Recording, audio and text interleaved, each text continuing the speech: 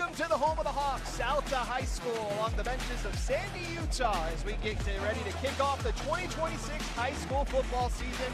We got a Week 1 5A matchup for you as the Springville Red Devils take on the Alta Hawks right here on KSL Sports Rewind. Hello, everyone. Happy Friday to you all, and welcome back to football. Matt Colma alongside Braden Peterson. And Braden, it is so good to be back. Josh, I can't get enough of the energy. Every single time we step down on a football field, I get these tingles. I'm feeling it. I wish I was in the pads. This is the best feeling in the world.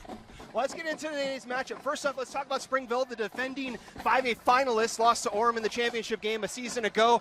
A lot of turnover, a lot of seniors going on to bigger and better things. Kind of a reload for Dave Valetti and the Springville offense and defense, but they come out back with a lot of firepower as well. They do. They come back with a lot of firepower, and they're going to be bringing back an old name that we've all might forget. It's the Burton last name. Beckett Burton's going to be lined up at quarterback for the Springville offense. And it's going to be a little bit different this year as we watch the Red Devils take the field. A lot of 20 personnel, a lot of, still that patented run game, but don't be shocked to see them start taking shots. And they have a dynamic running back and linebacker. Trayton Harris. Thank you for getting me Number his name. 28. Trayton Harris is going to be a big factor tonight for Huge Springville. factor. Obviously, leading rusher coming back. He is the anchor of this football team. Coach Valetti pregame told us, you got to keep an eye out for him. He's going to be all over the field on defense, and he's going to be the one to tote the rock on offense. Meanwhile, for Alta, it's a reload for them as well for head coach Blake Burdett and the Alta Hawks. Tucker Brown leaves. The quarterback threw for all kinds of yards last season. They get a new quarterback making his first start here at Alta. Xavier Kachi will take care of this Alta offense. Yeah, Xavier Kachi had a phenomenal year last year at Skyline. 52 touchdowns, 22 of them on the ground. That's a big talking point Coach Burdett gave us a little bit before. The young man can move his feet, and don't be shocked to see it tonight. All right, it's going to be a fun one here at Alta High School. Week 1 of the high school football season kicks off tonight right here on KSL Sports Rewind. Kickoff is coming up next.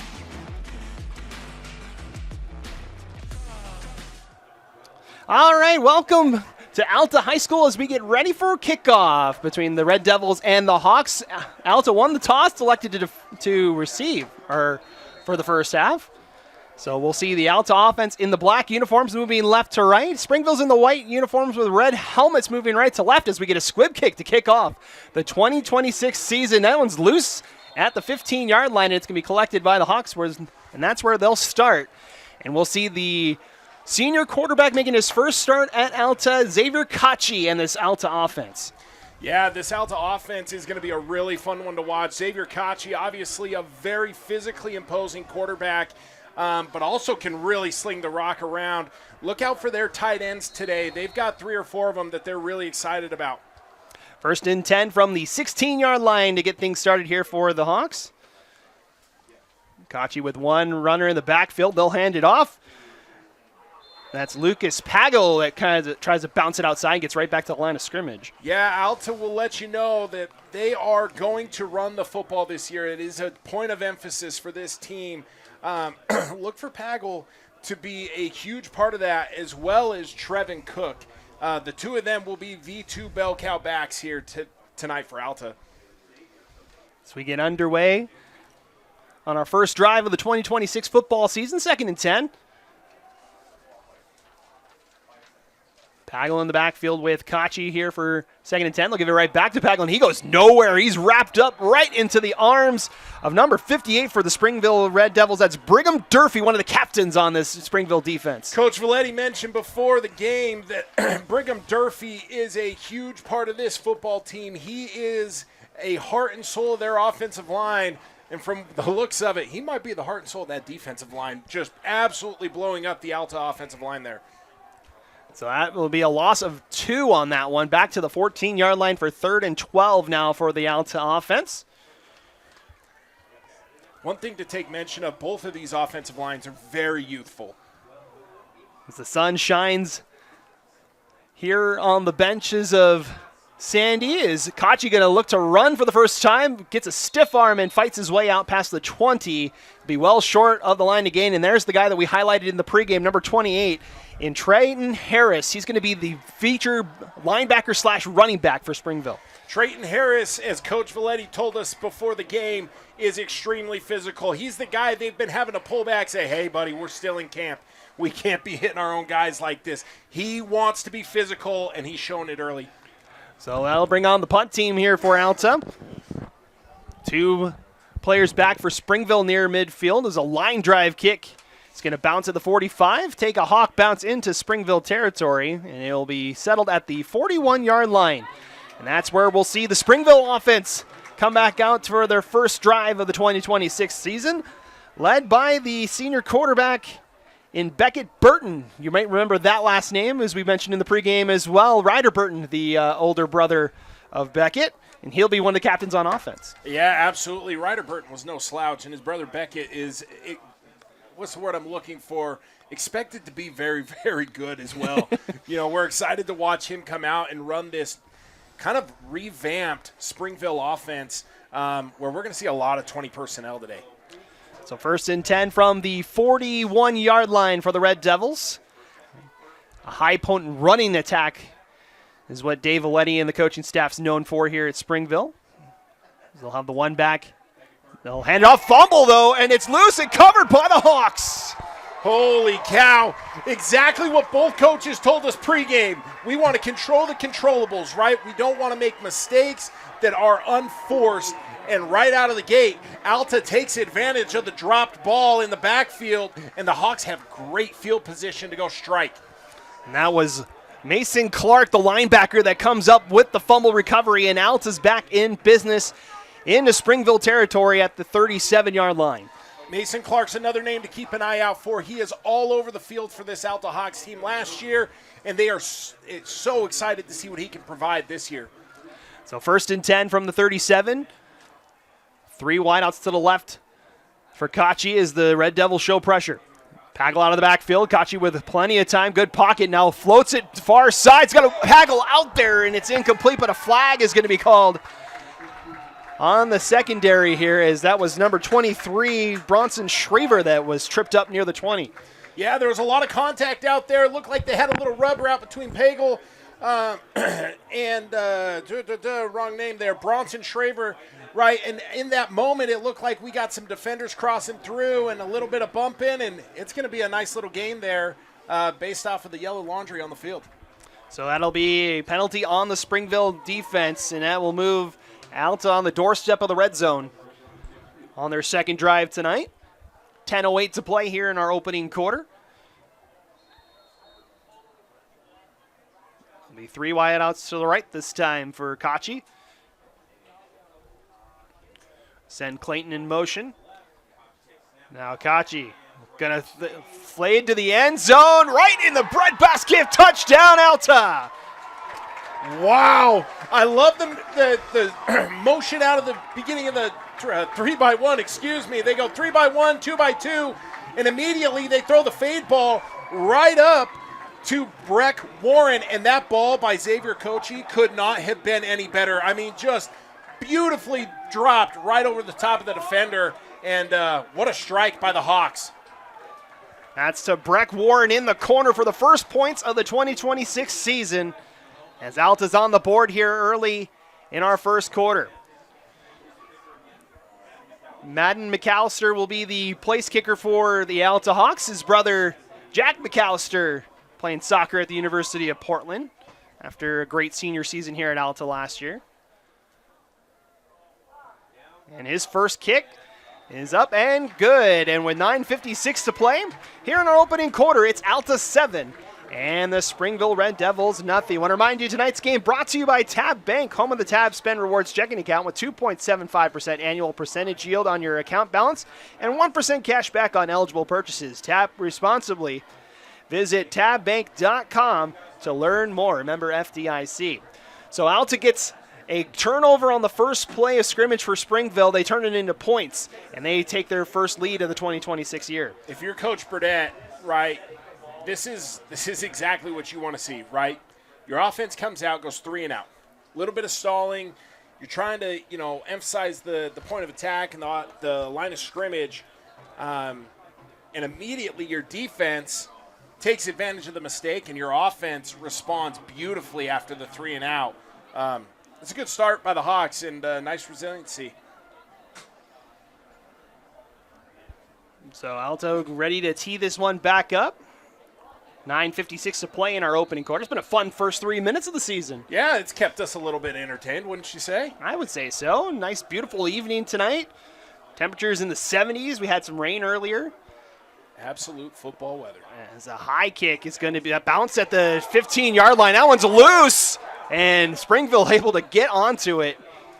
As almost another turnover by the Red Devils, but it is going to be collected, and it'll be Springville first down near the 15. You know, Coach Valetti mentioned to us pregame, you know, no matter what, all he wants to see, right, is his team being able to take care of things, the little things, the small mistakes, and being able to settle in. And that'll be a point of emphasis, I'm sure, with him over these next couple drives, is helping the guys get comfortable and getting used to, you know, playing against somebody that's not yourself. So 1st and 10 here for the Red Devils. Fumbled on their last possession. Burton in the offense going 5 wideouts on this one. As Burton, far side, connects with his receiver out past the 25, and that is Ryder Giles with the first down for Springville. Nice little, you know, pitch and catch there by the Springville Red Devils. I love this for Ryder Burton, right? Let's get him in a groove. We have this fumble. It feels disastrous, that first snap of the game. And then all of a sudden, you just get a nice quick pitch, and you're off on a first down. Really, really nice play call there. So 1st and 10. Interesting to see throwing out of Dave Valetti, calling the offense for the first time as a head coach of the Springville Red Devils. I don't think we should be shocked if we see more of that tonight. 1st and 10 from the 26. They'll hand this one off, and flags fly before this one gets going. I think we had a little bit of early movement.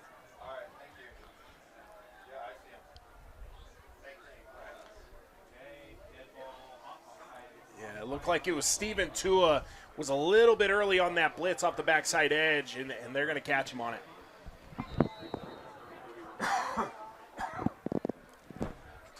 So that'll be offside on Alta, and be 5 new yards for Springville.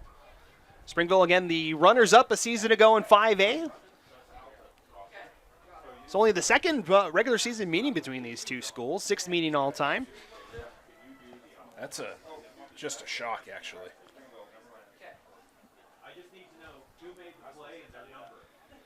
As they'll hand it off on first down and right into the teeth of the Alta defense. First one there looks like number 17, Malachi Lamb. First one there for Alta. Yeah, it looked like they had a little counter play called there. Right, guard's going to pull across the edge there, kick out the end. We're going to have our the fullback essentially lead up through that gap. But Malachi Lamb was there to meet him head on pressure there. And really good stick to stop him for only a gain of 2. So 2nd and call it a long 3 here for Springville.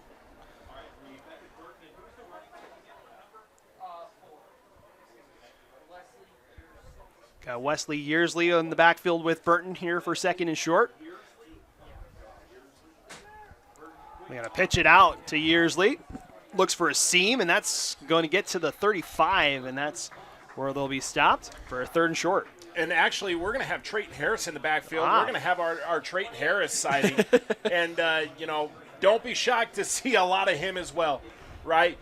He has been a steady force for them for going on a couple years now, and he's going to be a big part of this offense. 3rd and 1 is exactly where you want to be if you're Springville. This is a great spot to be, and nice and ahead of the sticks. 490 yards rushing and 6 touchdowns last season as a junior for Trayton Harris. Is the leading returner as far as stat production for Springville. 3rd and 1 kind of here for the Red Devils. Need the 36 to move the chains. They throw far side, lowering the shoulder and getting it is Giles for a first down. Coach Valetti mentioned to me pregame, we talked a little bit about their run game and how they're going to attack things. Well, the screen game is a part of the run game, ladies and gentlemen, and this is definitely a way that you're going to see the Red Devils, you know, spread the field, get outside, and take advantage of numbers. Great play call there on 3rd down to get the first down as we've got a black bag screaming across the back end of the field here. Referees conferring. A little bit of wind out there. Just a little bit as we have storms blowing in. Yep, there's a chance of rain potentially in the second half. Hopefully it stays away and stays sunny like it is at the moment. But it's Utah. Give it 10 minutes. It'll go away. Had some rainstorms come through earlier today. Had all 3 games that kicked off the season last night in a weather delay due to that storm that came through last night. You know, usually I'm a proponent of playing through the storms, but last night's was definitely not possible. First and 10 for Springville at the 40-yard line. Man in motion to the left side. They're going to hand it off, and Harris is going to fight his way for about 3 or 4 yards out to the 44-yard line. Yeah, old school Springville counter right there. Nice kick out on the front side of the play there. Fullback leads up. Great run by Trayton Harris and a really nice gain on first down to get ahead of the sticks with a 2nd and 6 look. So Springville moving the ball efficiently on drive number 2 so far here tonight. Clock running to about 6:20 to go here in our opening quarter. 7-0 Alta if you're just joining us. 25-yard strike from Xavier Kachi to Breck Warren. As Burton, play action hit as he throws it deep and almost intercepted there by Warren. Incomplete pass will bring up 3rd down. Looks like we've got a little bit of extracurricular on the back end of that. They might give them with a penalty. Yep, they're going to give Springville, looks like potentially a pass interference call, and probably going to give them the first down.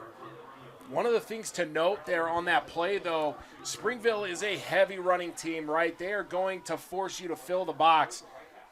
Springville saw that look and wanted to take advantage of it for sure. That's a hold is the call on Altus, but it is a first down thanks to the 10 yards. So it moves in Springville into Alta territory for the first time tonight. It'll be 1st and 10 at the Alta 46-yard line. Right in front of the blockade, their brand new field here at Alta this season. As they try the jet sweep, breaking his way back is Lakatoki, and he will get back to the line of scrimmage and maybe get 1 yard. That's a perfect time to talk to our players to watch, brought to you by Trucordia. Lakatoki, one of our guys to watch here for Springville. Yeah, Lakatoki is one that Coach Valetti is extremely excited about. Big-bodied wide receiver and corner, very physically imposing player, and somebody who will be involved in this offense as well as the defense quite a bit tonight. 2nd and 9 after the gain of 1. Just past halfway gone here in our opening quarter of the 2026 season. Yearsley goes back in motion. They'll hand this one off to Harris. Still pushing that pile ahead and fights his way down to the 42. I love that run from Trayton Harris because you had a flock of Hawks on him in a heartbeat, right? And as it looks like he's about to go down, he drops the Cam Scadaboo, puts that hand in the ground, is able to kind of just keep trudging forward and gets a nice gain of, 2-3 yards there. Here's the big deal, right? If you are Springville, you want to stay ahead of that 3rd and 5, 3rd and 4 look. A little bit behind the sticks right now. Look for a pass to be able to get this first down. 3rd and 6 here for the Red Devils. 4 wideouts in the formation. We'll send one in motion, and a false start is going to be called on Springville. It's 3 steps forward, 1 step back kind of situation, it feels like. One of the big things, we mentioned this early, these offensive lines are extremely young, right? Brigham Durfee is the steadying force for Springville's offensive line. The rest of the group is brand new. This is a little bit of just growing pains. A lot of the production from the offense a season ago graduating. Now 3rd and 11 as Burton looks to throws it way over the head of his intended receiver, and it'll be 4th down here for Springville, and they'll send the punt team out. One of the things I'm really impressed with this Alta team so far, they're letting things come to them, right? They're dictating what's going on, but they aren't going outside of themselves. They're, we like to put it as, know your job, do your job. The Hawks are knowing their job and doing their job, and it's paying off right now. So we'll see the punt team out. Rylan Clayton back at his own 10 to to receive this for Alta. And it's a good high kick. It's going to go down near the end zone and bounce into the gray paint, and that will be a touchback. Reminder, tonight's game brought to you by Waddup's Insurance. While we all love spending time supporting our high school teams, Waddup's Insurance Agency is the team that will support and help protect you. Whether it's your business, home, rental properties, cars, or recreational vehicles, Waddup's Insurance Agency is the local insurance pro you can count on. Call or text us at 801-683-3663. That's 801-683-3663 to evaluate your insurance program. So Alta will start 1st and 10 at the 20. Touchdown on the last drive. So they open up the year with 7 points. Looking to add to it here with 4 wideouts, 3 to the right side. Got the twin brother of Xavier, Maximus Kachi, right on the right edge of the tight end spot. Kachi right over the middle to Maximus, but he can't hang on to it. Great hit there by number 4 for the Springville Red Devils. That's Wesley Yearsley with the breakup. That's Captain Wesley Yearsley, okay? Great job getting after the ball right there because Maximus is wide open right up the seam there. They got exactly what they wanted from the Springville defense, and Yearsley does a great job at attacking the hip and the ball on Kachi and is able to force the incompletion. Brings up 2nd and 10. Trevin Cook now in the backfield for Alta. And they'll hand it off to Cook on 2nd down. Gets out of a tackle, breaks his way here to the near side, and close to a 1st down. They'll give it to him, to pick up a 10 for Trevin Cook. I love the stretch play call by the Hawks here. They do a great job attacking on the front side, and the big block that opened everything up was Maximus Kachi. Gets the incompletion on the first play here, drops the ball, comes back and just breaks up a great lane for Trevin Cook to start running through, and they should be. They haven't moved the sticks yet. Yeah. The marker is still back at the 20-yard line. Maximus Kachi is a big man down there. Kachi standing at 6'1", 247 as a senior. Ironically, got the same offers as Xavier does. A couple of Division III schools. As Kachi setting up the screen, collects to Trevin Cook, and Cook's out to the 35. That's where he'll be met by the Springville defense. Great job by the Springville defense. They attack the quarterback, right? As they see that it's screened, they attack him, try and force pressure. And then the linebackers did a really good job at filling up on the second level to be able to take care of that screen pass and gain a 5, but a good job at not letting it get to be more. 2nd and 5 here for Alta as we approach 3 minutes to go here in our opening quarter. 7-0 Alta.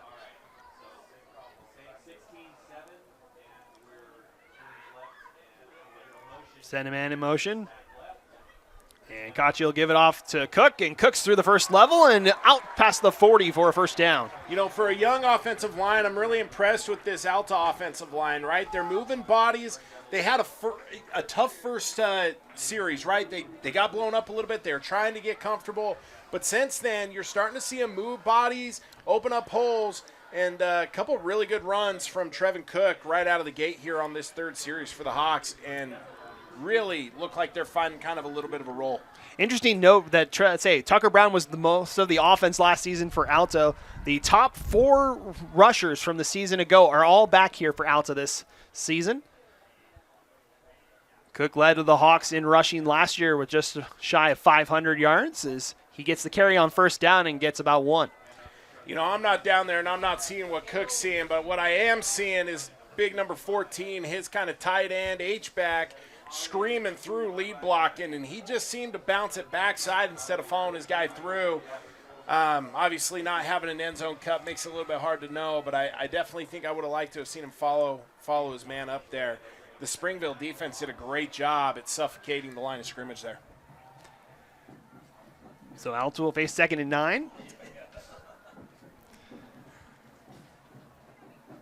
2 wideouts to the right, 1 to the left. As Kachi will throw, decides to tuck it and run, and he will slide near the 48-yard line. You mentioned in the pregame, said had 52 touchdowns last year, 22 of them on the ground last year.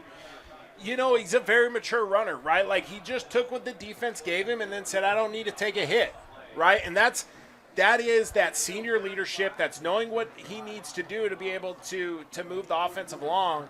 And, you know, they got him to that 3rd and 5 range, and, you know, now they can open up the whole playbook still. 3rd and 5 here for Alta. Need the Springville 48 for a first down.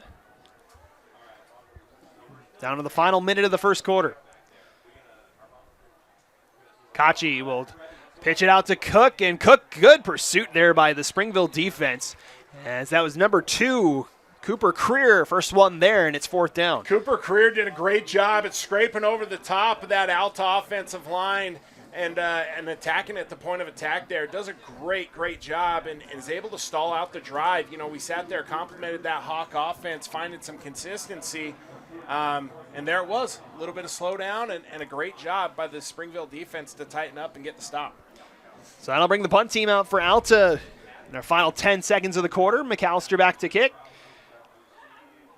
And we'll let it go as Toki will fair catch it near the 10-yard line with 1 second left here in our first quarter, so we'll keep it here.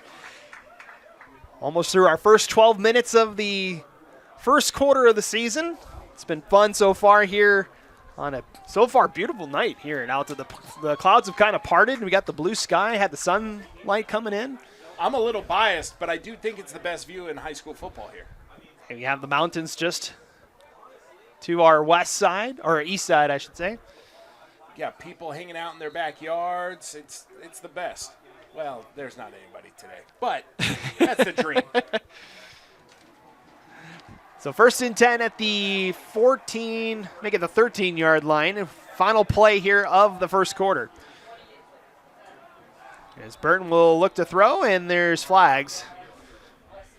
And another procedure penalty most likely upcoming. You know, through this first quarter, and I guess we can let it go to break here, but definitely I think this first quarter, the most impressive thing has been Alta's calmness. They've been very calm. They've played confident, and really haven't made a lot of mistakes to beat themselves in this first quarter. Penalty was on Alta, and a legal substitution looked like the call was. I think that's what it was. Right after I say that they're controlling all the controllables. So 1 second still left to go here in the quarter. 1st and 5 now. As Burton will hand this one off. Harris goes nowhere. Will be stopped right at the line of scrimmage, and that will do it for our first quarter of the 2026 season. It is the Hawks with a 7-0 lead here on KSL Sports Rewind. We'll take a break, be back with the second quarter. You're watching Alta Football on the Rewind Sports Network. To dare mighty things means to embrace challenges. It means to welcome a high-energy culture that prioritizes belonging. To dare mighty things means drawing inspiration from experienced faculty and alums who encourage you to think big. It means to be a part of time-honored traditions while also forging new ones. To dare mighty things means celebrating your achievements with pride and joy, knowing you can make a difference by daring to be great. Join us at the Huntsman School of Business, where we dare mighty things. That's the Huntsman difference. Have you ever wanted to get $2,000 more for your trade-in? Well, now you can with the power of 3. 1. Go to kbb.com or kellybluebook.com. 2. Put your VIN number and your miles in and get the value on your vehicle. And 3. Get into Generous Auto in the Sandy Southtown Auto Mall, where we're giving you $2,000 more than KBB for your trade-in. GenerousAuto.com, Sandy Southtown Auto Mall, creating smiles for miles. Welcome back.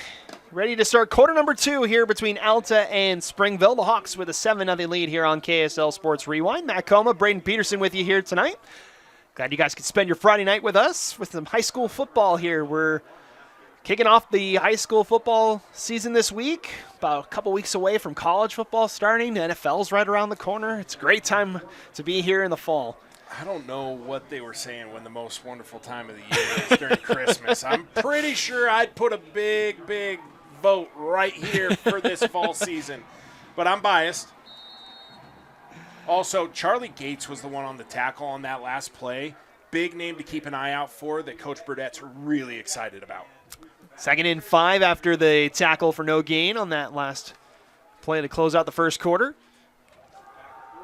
Burton to throw. Looks deep. He's got a man out there just a little too far. Intended for Sam Nadal. Yeah, they had a really good chance there to get Sam the ball. Had just a tight window and just overthrew him just a little bit. Sam Nadal is a big part of this Springville team, and they're going to want to get him integrated as fast as they can. You know, if you're Springville, settling in and finding a little bit of a groove, those quick pitch and catch throws, those things are really going to be big for Ryder here to get kind of in a groove. 3rd and 5 now here for Springville. Got a bunch. Formation on the left-hand side with 3 wideouts. Burton looks that way. He's got a man out there, and he's met immediately by the Alta defense. Good pursuit there by number 8. That's Charlie Gates. You just mentioned him. And he comes up with another big tackle for the Alta defense. Charlie Gates did a great job at cleaning up the screen, but it looked like it was Thomas Deckert right out of the gate that absolutely lit up Ryder Giles as he caught that ball. And then, like you said, Gates was right there to clean it all up. And this Hawk defense has been really suffocating to start this game. So Springville will punt after the short gain. Rylan Clayton back and near his own 45. As that punt is blocked by the Hawks, and it's collected and brought into the end zone. Touchdown, Alta. Wow, wow, wow. I don't know whose big hands got on that thing. I know there was a host of Hawks right there, but Lucas Pagel was quick to the recovery. And who would have thought his first touchdown of the year is on a blocked punt? Wow. A little bit of excitement down there for the Alta Hawks. So the Hawks get the turnover on defense and take it to the house. The blocked punt returned by Lucas Pagel, and it'll be 13-0 pending the extra point here from McAllister. Kick is up, and it is good. With 11:06 to play here in our second quarter, it is now the Hawks 14 and the Springville Red Devils nothing here on KSL Sports Rewind. We'll take a break. Be right back.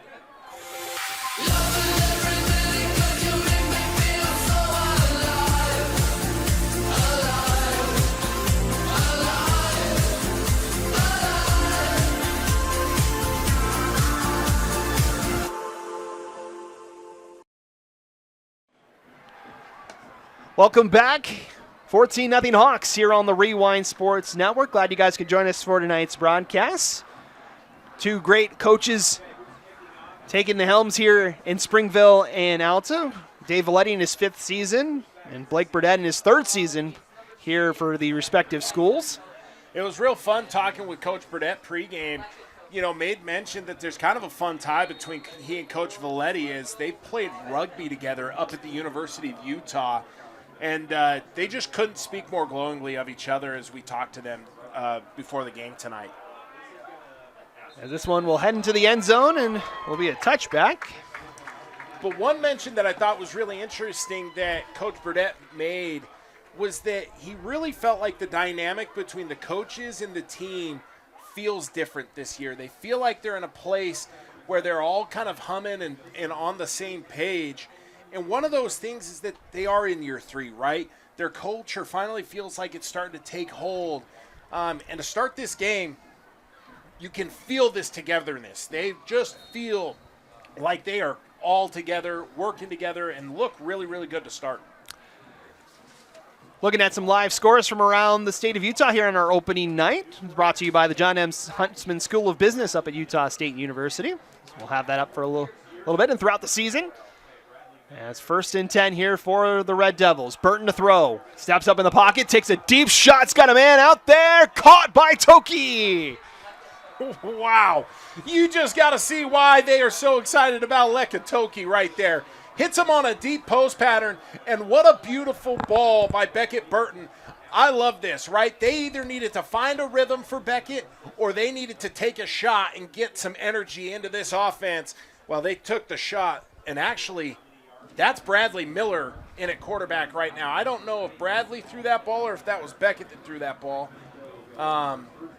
But what an absolute beautiful throw to, flip the field and get the Red Devils into the Alta territory for the first time tonight. If that was Beckett that threw that ball, that'd be his career long for a throw in his his high school career. But Springville calls timeout here with 10:28 to go in the quarter. We'll take a timeout too here on the Rewind Sports Network. We'll be right back.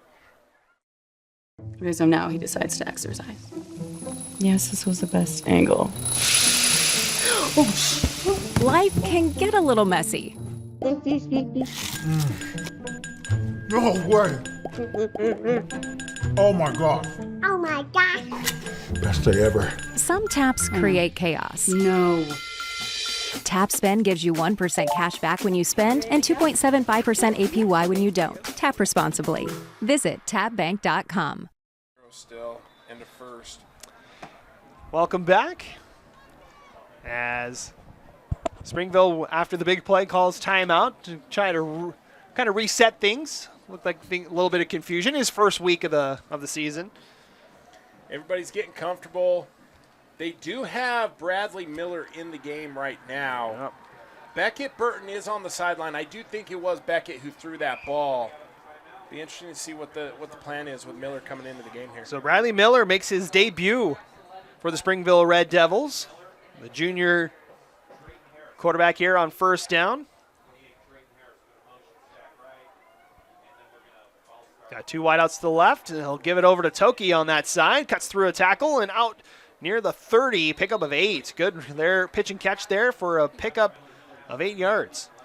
Yeah, really confident throw, and the name that they wanted to get involved, Lekatoki, and you're seeing why. Extremely shifty with that ball in his hands, and a great gain of 8 there just on that quick pitch and catch. That screen game we talked about, that's an extension of their run game, especially with this young offensive line. 2nd and 2. 2 wideouts.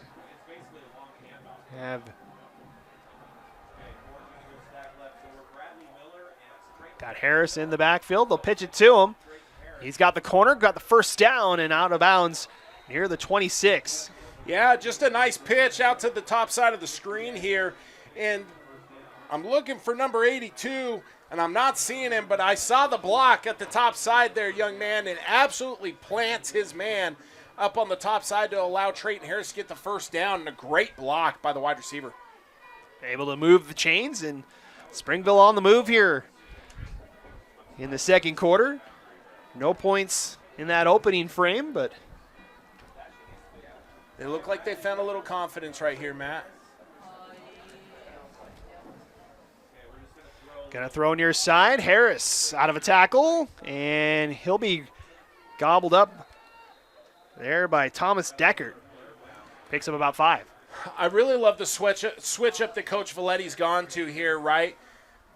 We've mentioned this over and over again, but this offensive line is young. It's inexperienced, right? And this Alta defensive front is really physical. So how do you make the ball seem like you're running it? How do you stretch the field? How do you do that? It's swing passes. It's screen passes, right? It's getting outside without having to always block the 7 guys right in front of you. And it's working so far this drive. I really, really like it, and should help spread out the box. 2nd and 6 now for the Springville Red Devils. 8:26 to go and counting here in our second quarter.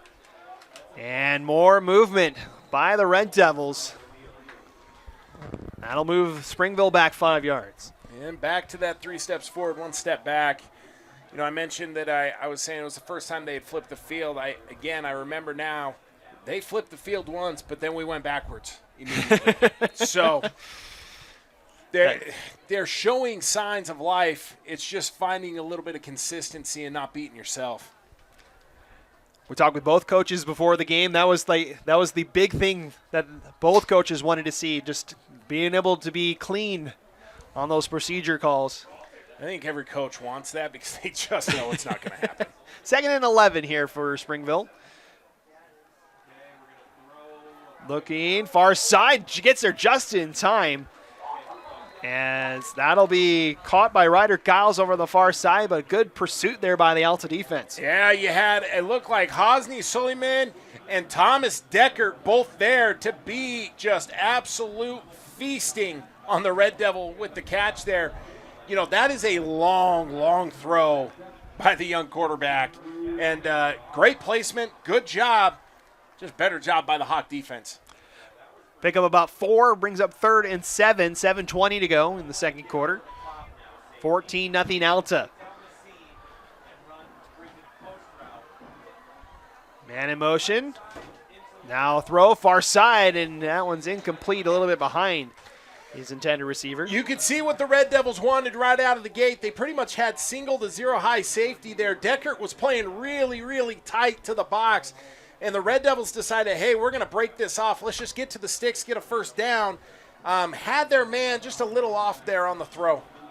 So the Valetti will keep the offense out there for 4th down. The 4th and 7 here with 7:09 to go. Need to get to the 17-yard line for a first down. Watch this bottom side here with number 9. Yearsley in motion. Going to fake the handoff. Miller looking. He's got a man out there, and it's caught. That is Ryder Giles with the first down, and the Springville Red Devils are in the red zone. There it was again. It's the single side receiver, right? No help by the Alta defense, and so they take him one-on-one. And Giles does a great job of just breaking that off at the sticks, and just a great throw by Bradley Miller. Sorry, young man, but wow, what an impressive drive for your first game here at Springville High School, huh? That'll be 1st and goal as they get to the 9-yard line. Springville looking for their first points of the year. Miller fakes the handoff, now gives it off to Tupou, and he's down to the 5-yard line, maybe the 6-yard line. First carry of the season for Damian Tupou. Good little misdirection there, right? Fake the pitch out, come back underneath with the run to Tupou, and good little gain there. And so much misdirection and action going on there that don't be shocked if you see play action come off of something like that later on. Actually a loss of, nope, it was down to the 6, so a pickup of about 3. 2nd and goal. 3 wideouts to the right here for Miller. Watch your single high side. Yearsley in the backfield here. And it's Miller. Looks that way. He's got his man. Touchdown, Springville. Who other than Sam Nall? Just a great quick slant out of him. Breaks that off, and just a great throw by Bradley Miller. Hey, welcome to the ranks, young man. Just drive your boys right down the field and execute with dang near perfection. That was wonderful. That was a great drive by the Red Devil offense. That'll be the first Springville touchdowns for both Miller and Nadald as they get their first points of the year. Ben Smith on for the extra point. Kick is up, and it's good. Actually, that's Phoenix Marks that comes up with the extra point, and Springville able to cut the lead in half. It's 14-7 with 5:43 to play. Phenomenal response by the Red Devils. Right, you couldn't have had anything worse happen than a blocked punt for a touchdown.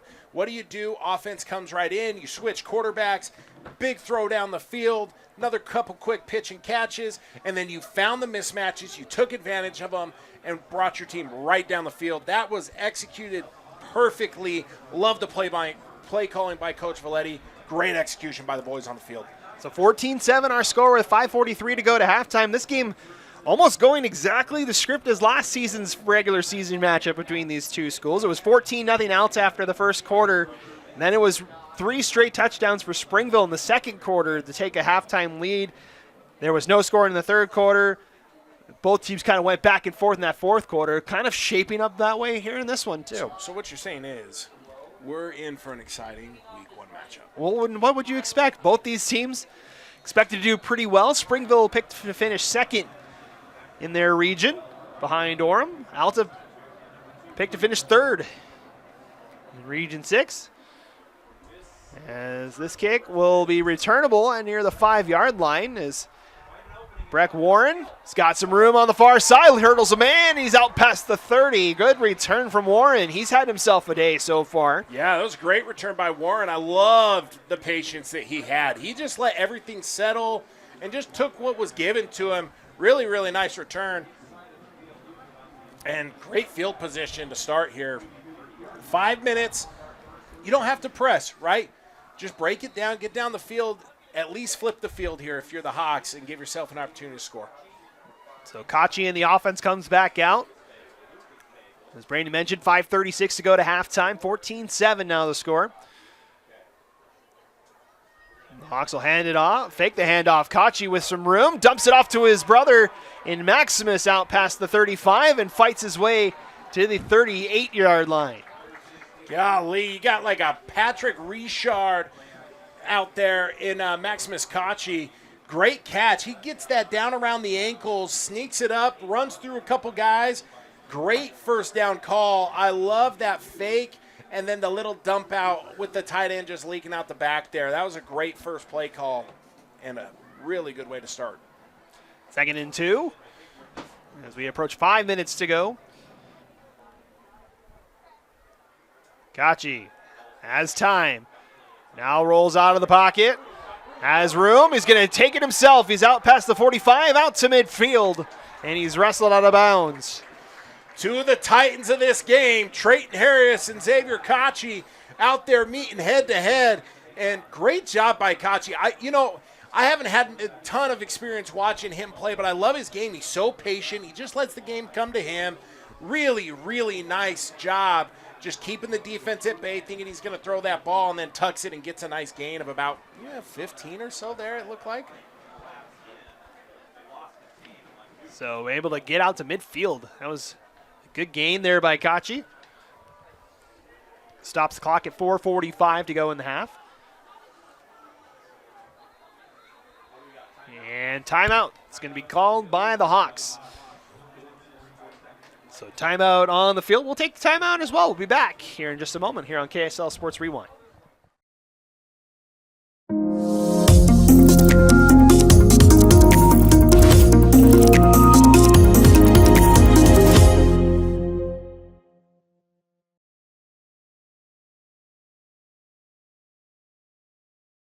Have you ever wanted to get $2,000 more for your trade-in? Well, now you can with the power of 3. 1. Go to kbb.com or kellybluebook.com. 2. Put your VIN number and your miles in and get the value on your vehicle. And 3. Get into Generous Auto in the Sandy Southtown Auto Mall where we're giving you $2,000 more than KBB for your trade-in. GenerousAuto.com, Sandy Southtown Auto Mall, creating smiles for miles.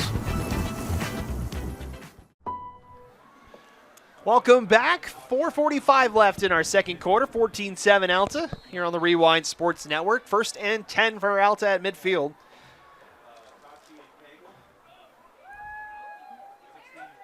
Three wideouts near side. Kachi able to spin out of a sack, and look at him go. Xavier Kachi and the senior into Springville territory and picks up 15. Good gracious, young man. Trayton Harris had him in his sights, had him wrapped up 5 yards behind, and he gave him an old whoop and gave him the spin, and he was out for a nice 15-yard gain again. I'm extremely impressed with his feet, and again, it's the calm demeanor. He just doesn't seem stressed. Able to spin out that tackle, too. He was dead to rights in the backfield there. That was beautiful. Able to turn into 15 yards. 1st and 10 at the 35.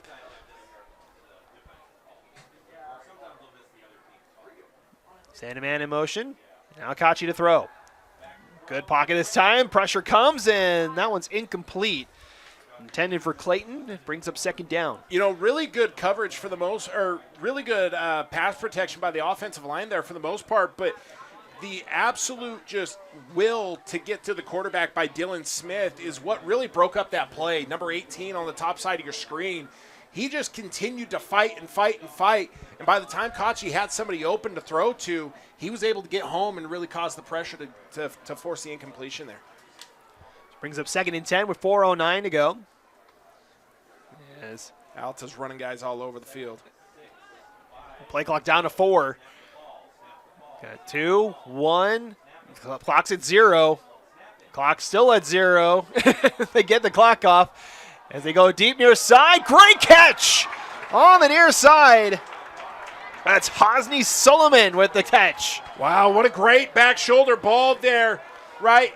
Trying to get the snap off, finally get it off. Hosni Solomon does a great job at putting his foot in the ground, flipping that back shoulder around, and Kachi delivers an absolute strike right on the outside shoulder. And again, that looks like about a 20-yard gain for the Alta Hawks. Now into the red zone for the second time tonight. 1 for 1. 1st and 10 from the 15. Kachi again to throw. Pressure coming. Able to get out of the first wave. Spins out of a second one and gets back to the line of scrimmage. Harris in there for the tackle, along with number 58 for the Red Devils. That's Brigham Dirtfeet, the other captain on that defense. I don't know what you call a group of Red Devils. You ever thought about what that would be called? Ooh, that's a good question. We'll come back to that later. But we had one of those right there as the Red Devils were just swarming. I kind of like that. Kachi in the backfield there. No gain on the play, 2nd and 10. Clock down to 3 minutes to go to halftime. Kachi this time has space, throws over the middle and in and out of the hands. Clayton brings up 3rd down. Yeah, he had Rylan Clayton just on a little angle route. He took that outside, got a little bit of leverage on his defensive back, cut it back in. He was open, just missed him a little bit high and outside. And as they said in Major League, just a bit outside. Kind of in between receivers, too. He also had Kuiper Coyle out there. Both of them in that slant kind of pattern, kind of split the 2 receivers there. Really dangerous situation there, frankly. 3rd and 10 after the incompletion, and we got a Hawk coming on late. And that's Pagel. Cook in the backfield as Kachi will throw. Sets up the screen to Cook, and it's read brilliantly by Yearsley, and it's going backwards. That's Captain Yearsley to the rescue right there. An absolute great reading there. As an offensive line, you know the screenplay's coming. That is your man. That is the guy you can't let blow it up. And I think we saw 3 Hawks kind of flutter around him, and the Red Devil just shot the gap and took care of business. That was a great play by Wesley Yearsley. So we're going to see Beckham Blanco that's number 15. That is McAllister still out there. His first field goal attempt of his career. This one from 34 yards out. High snap, able to get the kick away. It's got enough distance, and it's good. So the soccer player turned kicker gets his first career field goal and extends the lead back out to 10. Hey, you got to love seeing pressure in his eyes and able to just absolutely dial it in. Great kick. Lots of confidence in the young kicker from Coach Burdett there. That's a big opportunity to let him go out there and get some experience right here at the end of the half. Love that drive by the Hawks. Everything was about just taking what was given to him, right? It looked like they wanted to throw the ball a lot there, and Xavier Kachi just took what was given. A lot of it was with his feet, and really, really good response by the Hawks there. So 17-7 the score with 2:10 to play here in our second quarter. Interesting note with the McAllisters, we mentioned that's Madden's first ever field goal. He plays defense on the soccer team. Alta, of course, great boys soccer program throughout the years. His brother, Jack McAllister, also kicked. He was attempting state record field goals last season as a senior. He's playing soccer at the University of Portland. So the McAllister family, a soccer pedigree here at Alta High. As McAllister lets this one go. And this one goes well into the end zone for a touchback. You know, don't call me a politician here, because I'm sitting here bouncing back and forth, and I apologize. As much as that was good by the Hawks to be able to respond, for the Red Devils in this football game, that was absolutely huge to be able to get that stop right there and have an opportunity to keep it to a one-score game with a score here, right? You get an opportunity, 2-minute offense. Let's see the response. They have 2 timeouts left, 2:10 on the clock. They do get the ball to start the second half as well. So still things in play for the Red Devils. They will begin 1st and 10 at the 20. Bradley Miller is back at quarterback again. So the junior quarterback back out there to lead the offense. Got that touchdown pass to Nadal on the last drive. 4 wideouts on this one. They'll send Tupou in motion. Now 3 to the right. Fake the handoff. Pressure comes up the middle, and he goes down. Getting in there is Malachi Lamb for the sack. Malachi Lamb had enough of the positive talk about this Springville offense. He said, stop it. Let me shut it down. And just blows through that offensive line for a great sack and a huge, huge start to this drive. Wow. What a great play. Loss of 7 on the sack. First sack of the year for the Alta defense. As an offensive lineman, that's a heartbreaking play right there. You have to take a real big, deep breath and regather yourself to be able to finish this drive. Only 3 down linemen here for Alta on second and long here for Springville. Is Miller going to let it fly? He's got Nadal out there in double coverage. A little too far incomplete.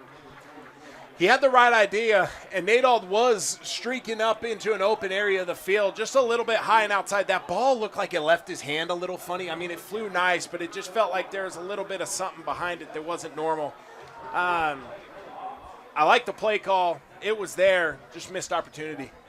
1:20 left on the clock. Clock stops after the incompletion. 3rd and 17 here for Springville, down 10.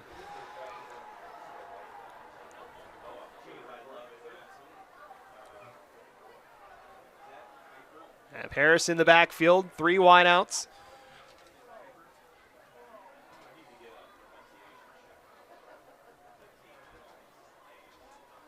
Hawks rush 4. Miller gets taken down again as the Hawks get in there. This time it's number 44, Lisiate Jr. Fevaliaki. Wow. Lisiate just absolutely takes care of business on that right tackle and comes streaking in. And what a response by that Hawk defense. They just got methodically picked apart on the last drive. And they said, not tonight, not again, not going to happen. And that defensive front attacked. So the clock is stopped at 1:08 here, but no one's called a timeout yet. And it looks like Alta did call the timeout with 1:11 to play. So Alta's going to get a chance to put points up here before the end of the half. Already up 17-7 here in this opener, trying to win their season opener here tonight. Yeah, it's interesting. You know, Alta went to a too high look there. Kind of took away the quick throws that they were able to hit underneath. Trying to force them to kind of hit the over-the-top shots and ultimately making that offensive line work a little bit more. And Alta took advantage of it. They did a great job there. 2 sacks right there in that series. Hadn't had any sacks to date, or to the period. To date's a little dramatic. Second in the game. They had 30 on the season last year. I will say today is accurate. It's just a little foolish, but it's fine. Just 2 on the same drive is impressive. And Springville will punt from their own end zone here. Clayton is back at midfield. As Alta's already got a blocked punt already. This one's going to be well short. Clayton comes up all the way to the 34-yard line to make a fair catch. And Alta will have great field position to try and put more points up on the board here. Yeah, I mean, you just saw McAllister's leg. He doesn't need much more out of this offense to be able to get more points on the board at a bare minimum. But the way this Alta offense kind of hummed on the last drive, I wouldn't be shocked if they find pay dirt here. 1:05 to go, 1 timeout left here for Alta, up 17-7. Looking to add to the lead here. Kachi has time over the middle, over to Kachi, who's inside the 25 and down to the 21. That'll be a first down and stops the clock. Great catch by Maximus across the middle and good ball by Xavier. Just a really, really nice play design and great protection by the offensive line too. Clock running under a minute to go now, 50 seconds left, 1st and 10 at the 22. Offense gets the call from the sideline. 4 wideouts here for Kachi. Looking, has a good pocket, now stays up ahead, throw tipped, almost caught. In and out of the hands of Breck Warren. He had visions of the end zone if he held on to that one. There was visions of disaster, touchdown, all of the above. We've talked about Xavier Kachi and how much he's just played with what the defense has given him. He took a risk there. Throwing late across the middle of the field is like rule number 1, don't do. And it almost paid off and almost ended up in a pick. So 2nd and 10, clock stops at 31 seconds. Kachi has time, throws the floater to the far side of 50-50 battle there. It's incomplete. I like it. They're letting him play on the top side there. We didn't really see Lekatoki on that last drive on the offensive side of the ball for Springville, but you saw him there just locking up Bronson Shriver and not even allowing him to get anywhere off the ball there. So that'll bring up 3rd and 10 here for Alta.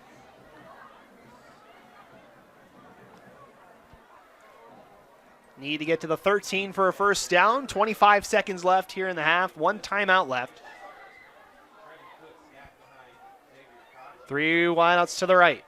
Red Devils show pressure. They'll rush 4. Kachi has time, gets out of the first tackle, and able to get about 2 yards as he's wrestled down there by Dylan Smith. And we'll see. They'll call the timeout with 17 seconds left. Yeah, another really good effort play by Dylan Smith there. He got to his point on his rush. Saw Kachi start to, move up the pocket and does a great job attacking him as he only gets a gain of about maybe 1 or 2 at most. And a really, really nice job by this Springville defense to just get knocked back and settle in and get the stop here. Interesting to call the timeout with 19 seconds left. Or was it Springville that called the timeout? I doubt it. Yeah, I think it was Coach Burdett that called it. No, I mean, it's your 4th down. You want to kick the field goal here, right? So stop the clock. Allow yourself to, not feel rushed. Just run it down. If you've got it, use it, right? Sure. I would say just run it down to maybe like 5 seconds or so. But I mean, I guess I'm an offensive lineman. My clock management skills are never anything special. But I do agree with you, when you put it in that direction, you could let it run down there close. It is 4th down, so. I completely take back everything I said. You've completely spun me in a loop. It's our first week, too, up here in the booth as well. It's fine. I'm just all over the place. That makes too much sense to, run the clock down and call it with, 3 seconds left. That's my too much time playing college football on the PS5 there. So I definitely need to do a little bit more of that. So I've got a 6-month-old baby girl now, and so, hey, there's better things congrats. to do. Thanks, brother. I appreciate it. Yeah. So it'll be a 37-yard field goal this time here for McAllister. Hit from 34 on the last drive. Low snap, good hold, and this one's blocked by the Red Devils. Picked up and out to the 37. That was, I believe that's Dylan Smith who came up with the tackle on the 3rd down play. He gets the block and gets the Red Devils out near the 40. Exactly why you run that clock down is that case in point right there, right? We'd be going into halftime. Instead, you get Springville with 2 timeouts and 13 seconds left to potentially do something here. And we have seen this Springville offense be able to get the ball down the field. Yeah. Right? They have been able to throw the ball with quite some accuracy, but it is interesting. Beckett Burton is back on the field. So it'll be Burton that will be back under center here.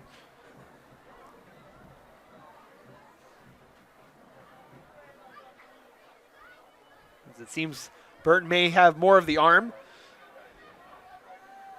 You got Nate all to the top and Toki at the bottom here.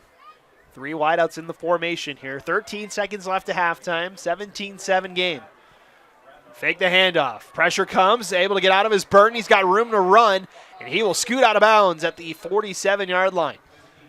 Stops clock with 8 seconds left. Really smart play by the senior there, right? You automatically see the experience pop in. Knows the clock, understands what's there, takes what he has, and immediately, almost on a 90-degree turn, gets out of bounds. So maybe one more play left here for Springville. 8 seconds left. They do have the timeouts at their disposal.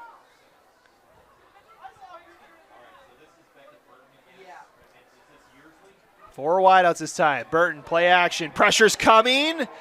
Able to get out of it as he rolls out. Still looking. Fires. Caught by Toki near the 30, but the clock reads triple zeros. And that will end this first half, and we go to the break. Fevaliaki was screaming down the line of scrimmage, chasing Beckett Burton.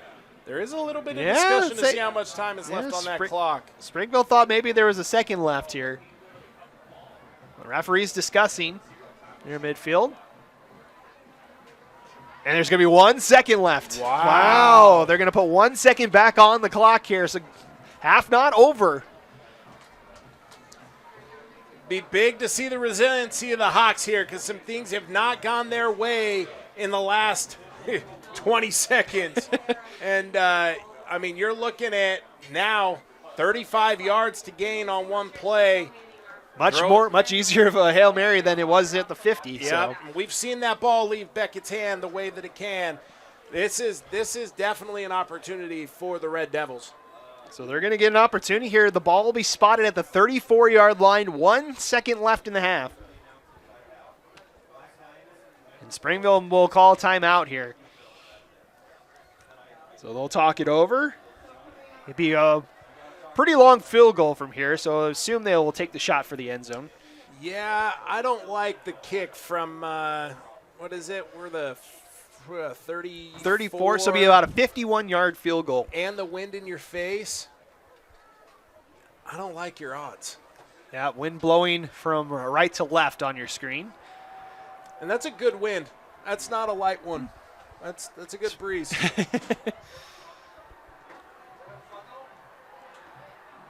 So we'll see what the Red Devils come up with here. Again, mentioned Coach Valetti taking over the offense this season. He's usually does the defense for Springville. He's trying out offense this year. See what he comes up with for this last second play. They've got plenty of weapons. It'll be interesting to see how they deploy them right here. Tough part is they can't go empty. They need somebody in the backfield to help with protection. 2 wideouts to the near, 2 to the far. Burton to throw. Pressure comes. Fires over the middle. Caught by Toki. Down to the 1. Almost had an incredible play. And he comes up just short. Oh, my goodness. What a ball by Beckett Burton. What a catch by Leka Toki. And honestly, he just couldn't keep his feet. He keeps his feet. He's walking in. Oh, my goodness. Able to absorb the contact, just couldn't keep the feet. Comes up 1 yard short. Shades of Dyson in the end zone. Don't do that to me. Don't do that to me. That's the first thing that I could think of. I did too. I was trying to ignore it, but that's fine. It's fine. It brought tears to my young Brady Peterson heart. Well, what a thrilling finish to the first half. 2 quarters in the books here at Alta High School. It's the Hawks 17, the Red Devils 7. We'll be back after the halftime break. You're watching Alta Football on the Rewind Sports Network. To dare mighty things means to embrace challenges. It means to welcome a high-energy culture that prioritizes belonging. To dare mighty things means drawing inspiration from experienced faculty and alums who encourage you to think big. It means to be a part of time-honored traditions while also forging new ones. To dare mighty things means celebrating your achievements with pride and joy, knowing you can make a difference by daring to be great. Join us at the Huntsman School of Business, where we dare mighty things. That's the Huntsman difference.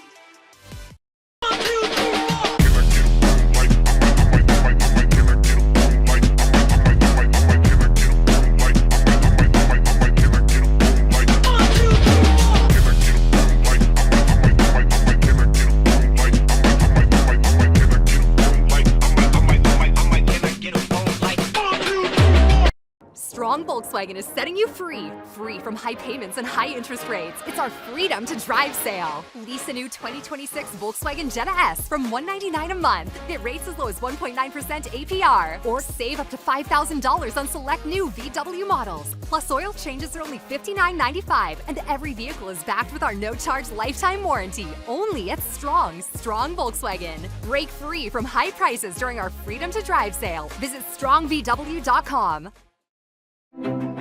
Some people are born to solve problems, to lead the charge, to build better solutions, to be the driving force behind advanced technologies, to strengthen digital defenses. They're the experts our future needs. Find your brilliance at Weber State. Welcome back to our reveal show, our high school football schedule this year for Game Night Live, and we now welcome a special guest, the new executive director of the UHSAA, Ryan Bishop. We didn't plan this, but we're doing the show at Davis. You coached a long time for Davis. Is it kind of cool to kind of look at things full circle here, and now you're sitting here where you used to coach? Well, I'm not going to lie. It burst my bubble a little bit. I thought you planned it because you had me on the show. No, should have kept that to myself. No, it's been great. I actually got here a little bit ago and walked around and walked up and down the halls and saw the whole the old office, and been out on the field. So it's a walk down memory lane. It's been great to be here.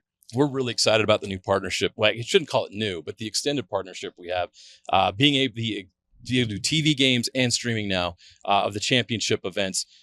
What was it about this opportunity with KSL that the UHSA felt this was the right move for you guys? Well, I hadn't been on the job very long when I was approached about it, from our corporate sponsor people there in the office. In fact, I don't even know if I was officially on the job. And to me, it's a no-brainer because I have a strong belief that KSL sports and the high school space go hand in hand. I think that's what people think of when they think of KSL sports. And I know for, me being a building principal the last several years and things, that it was just synonymous when our teams were to be able to, when our teams were participating, to be able to stream and watch during the school day and all the different things. So it was a no-brainer to me. And I just really appreciate the opportunity now that you're providing a platform for people to consume high school activities, sports, all the things in multiple different ways. So Ryan, football is the most popular sport in this country, but there are a lot of kids playing other sports. And I know what's important to me personally, and I've kind of guessed what's important to the UHSA, but I really like you to spell it out. How important is it to have baseball and softball and girls and boys basketball and boys and girls volleyball and on down the line, have all these other sports get the same type of treatment as football? They're not going to be football, but to have them be valued, put on TV, and have them televised around the state. Well, you just hit the nail on the head, but it's imperative. And obviously, yeah, football and you talk about basketball, soccer's gotten huge, all those things. Let me tell you this. You know what one of the most streamed things were as we kind of ran the numbers on it? Yeah.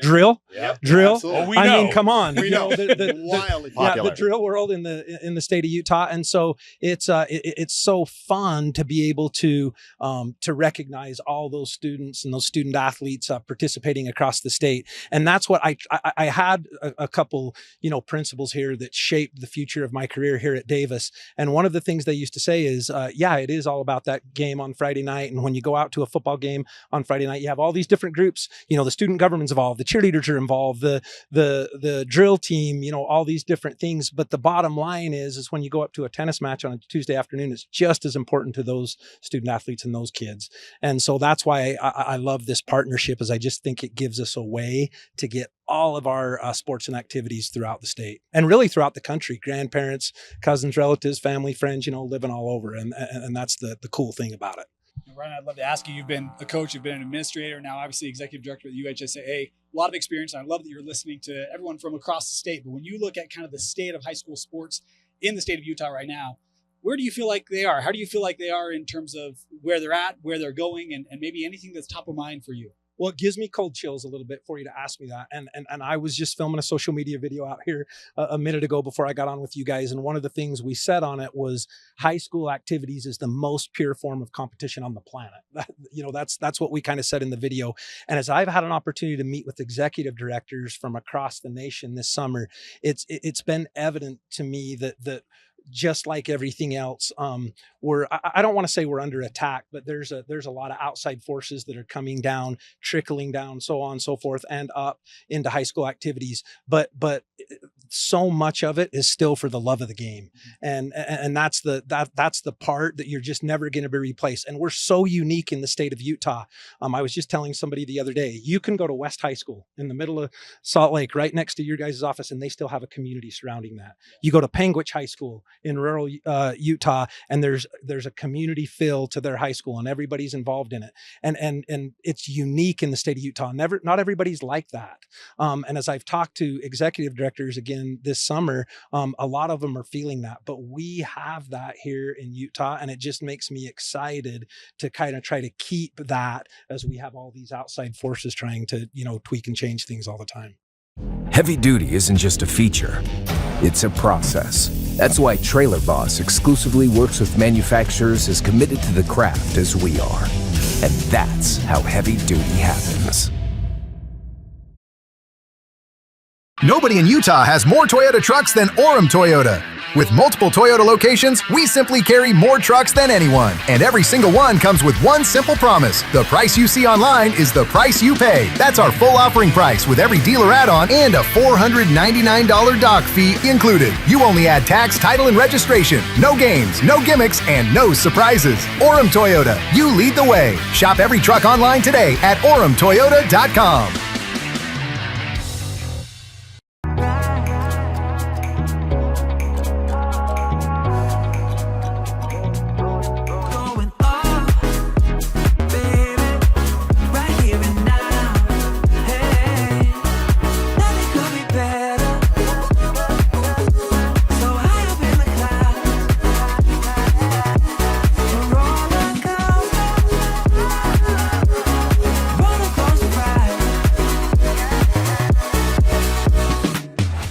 Why did I choose Huntsman?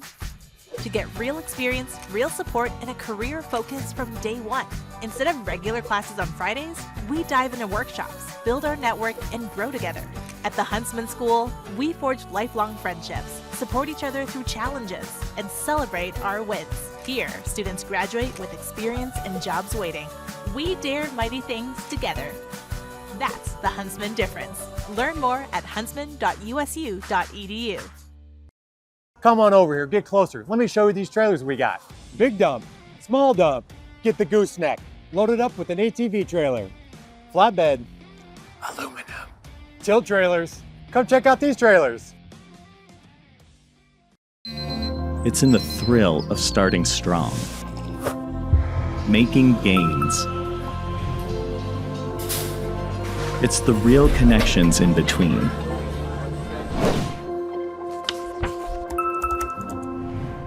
It's in the satisfaction of being on the move. That brilliant feeling of getting somewhere.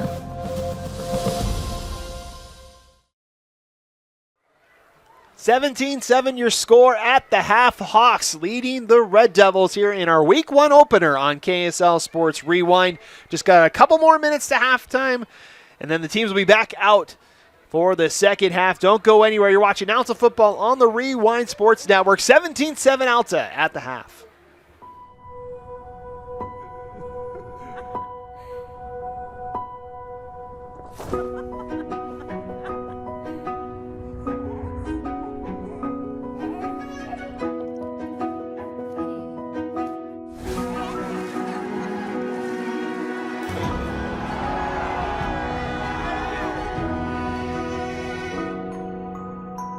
Where life grows, home begins.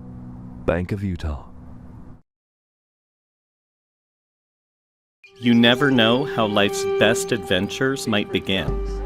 Our closest friends can often come by surprise.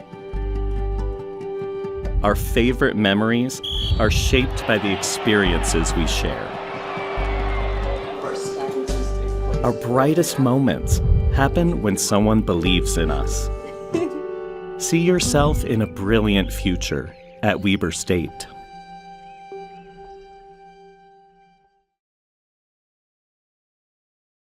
Come on over here, get closer. Let me show you these trailers we got. Big dump, small dump, Get the gooseneck. Loaded up with an ATV trailer. Flatbed. Aluminum. Tilt trailers. Come check out these trailers.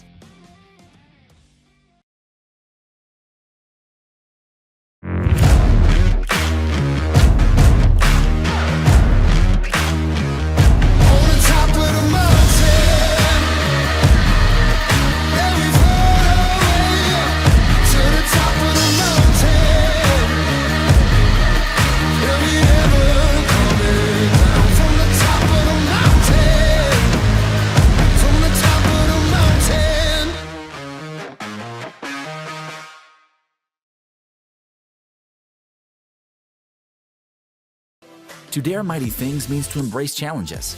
It means to welcome a high-energy culture that prioritizes belonging.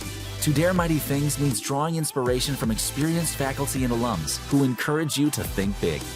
It means to be a part of time-honored traditions while also forging new ones. To dare mighty things means celebrating your achievements with pride and joy, knowing you can make a difference by daring to be great. Join us at the Huntsman School of Business, where we dare mighty things. That's the Huntsman difference.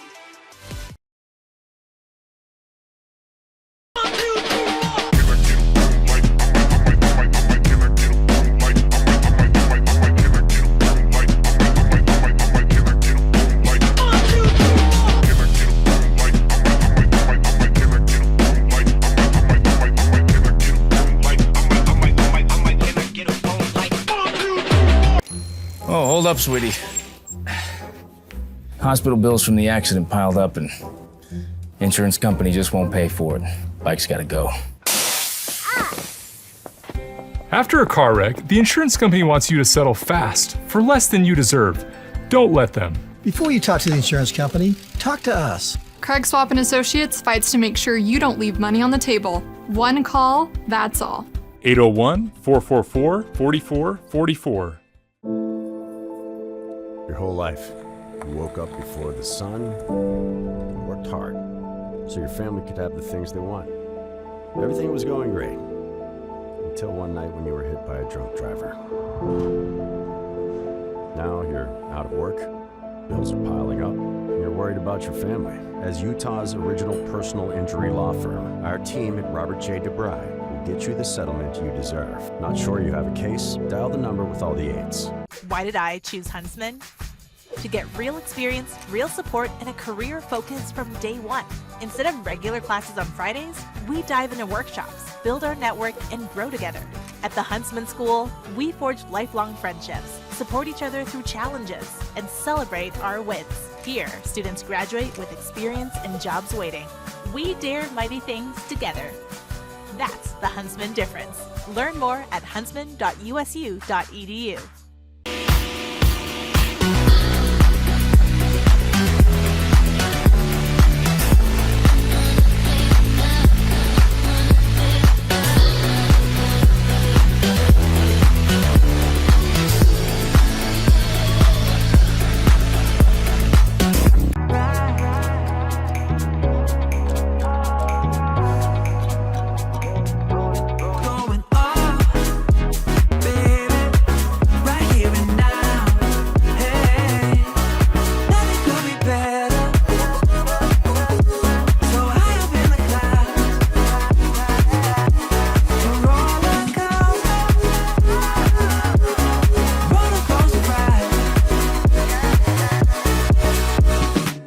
Nobody in Utah has more Toyota trucks than Orem Toyota.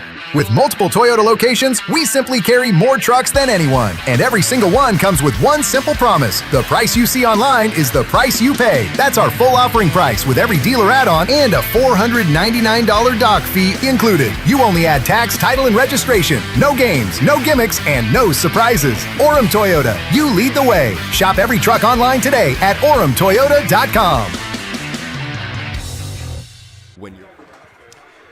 All right, football fans, welcome back as we get ready for our second half here between the Alta Hawks and the Springville Red Devils. Alta with a 17-7 lead through 2 quarters of play. Matt Como alongside Braden Peterson for this one. So glad you guys could join us for Friday Night Football, our first broadcast of the 2026 season. It's been fun so far. Glad you guys are along for the ride with us.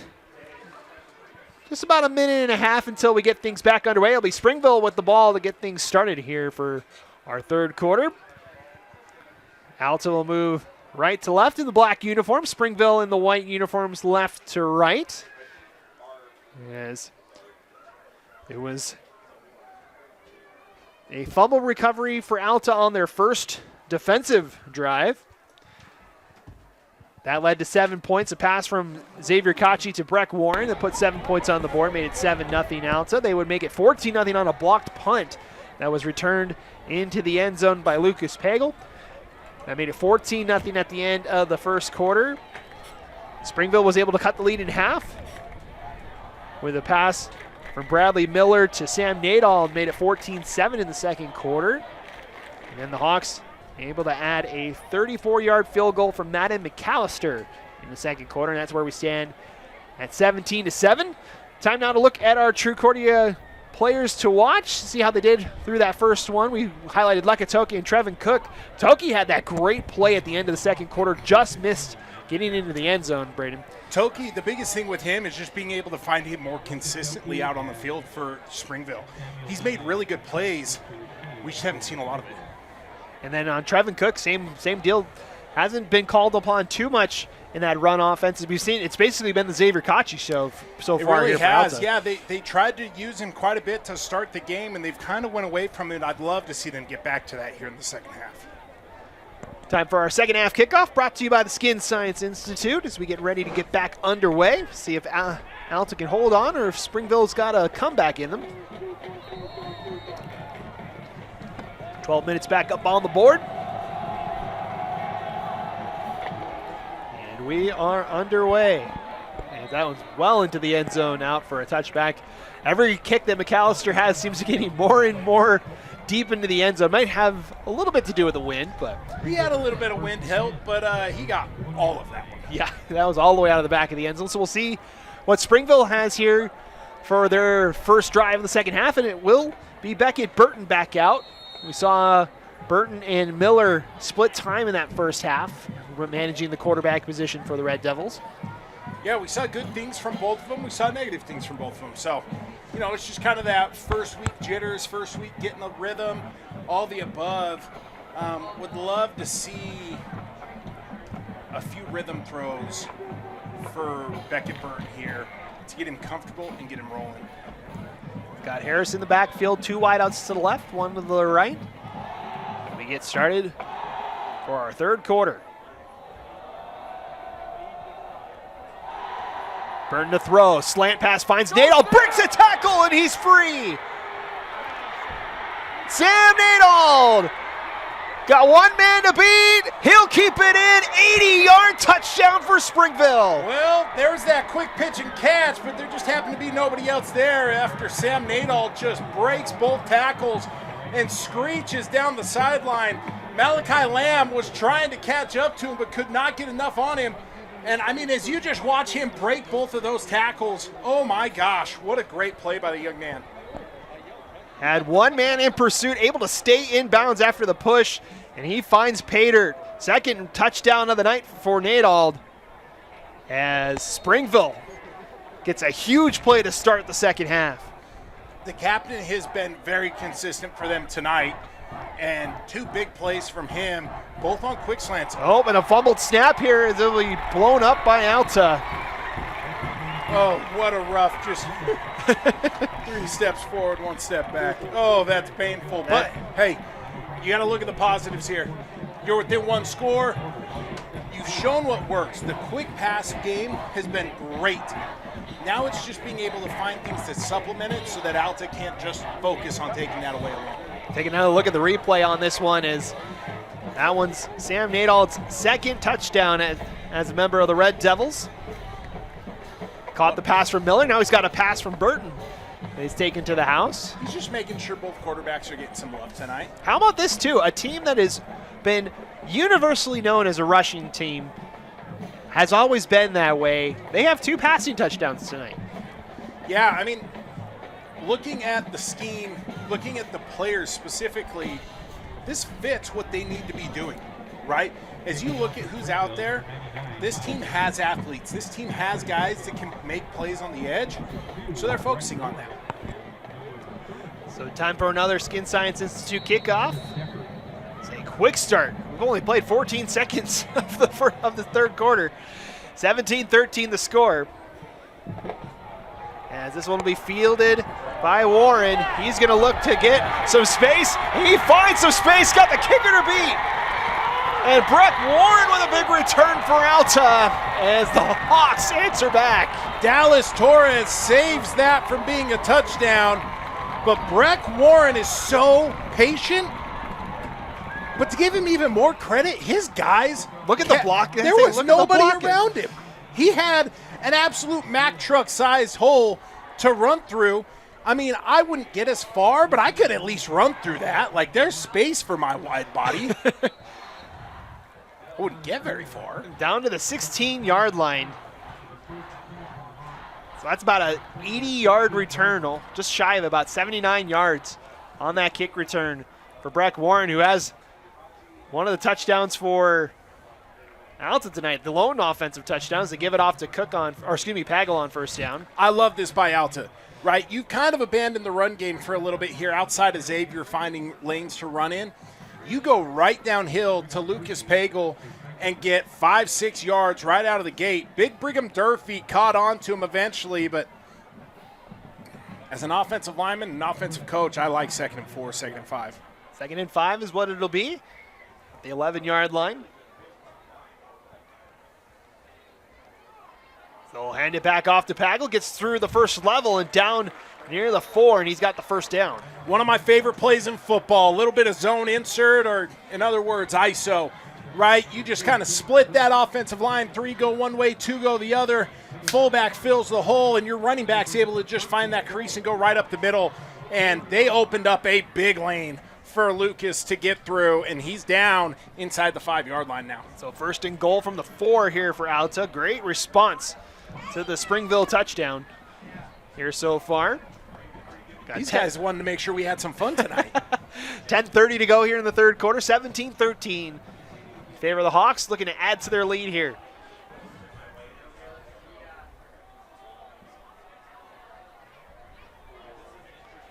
Kachi gives it back to Pagel. Gets out of a tackle, but he's backtracked to the 10-yard line, and the Red Devils able to wrestle him down. Good job getting back to about the 6-yard line there. I'm not sure how he got back to the 6-yard line right there. The Springville defense did a great job at, frankly, collapsing that whole line of scrimmage, right? On gap scheme plays like we just saw there, or a zone split is what it could have been there too. What you're seeing is that any kind of knockback creating like tanglement in the backfield causes an issue, and that's exactly what you got there. 2nd and goal from the 6.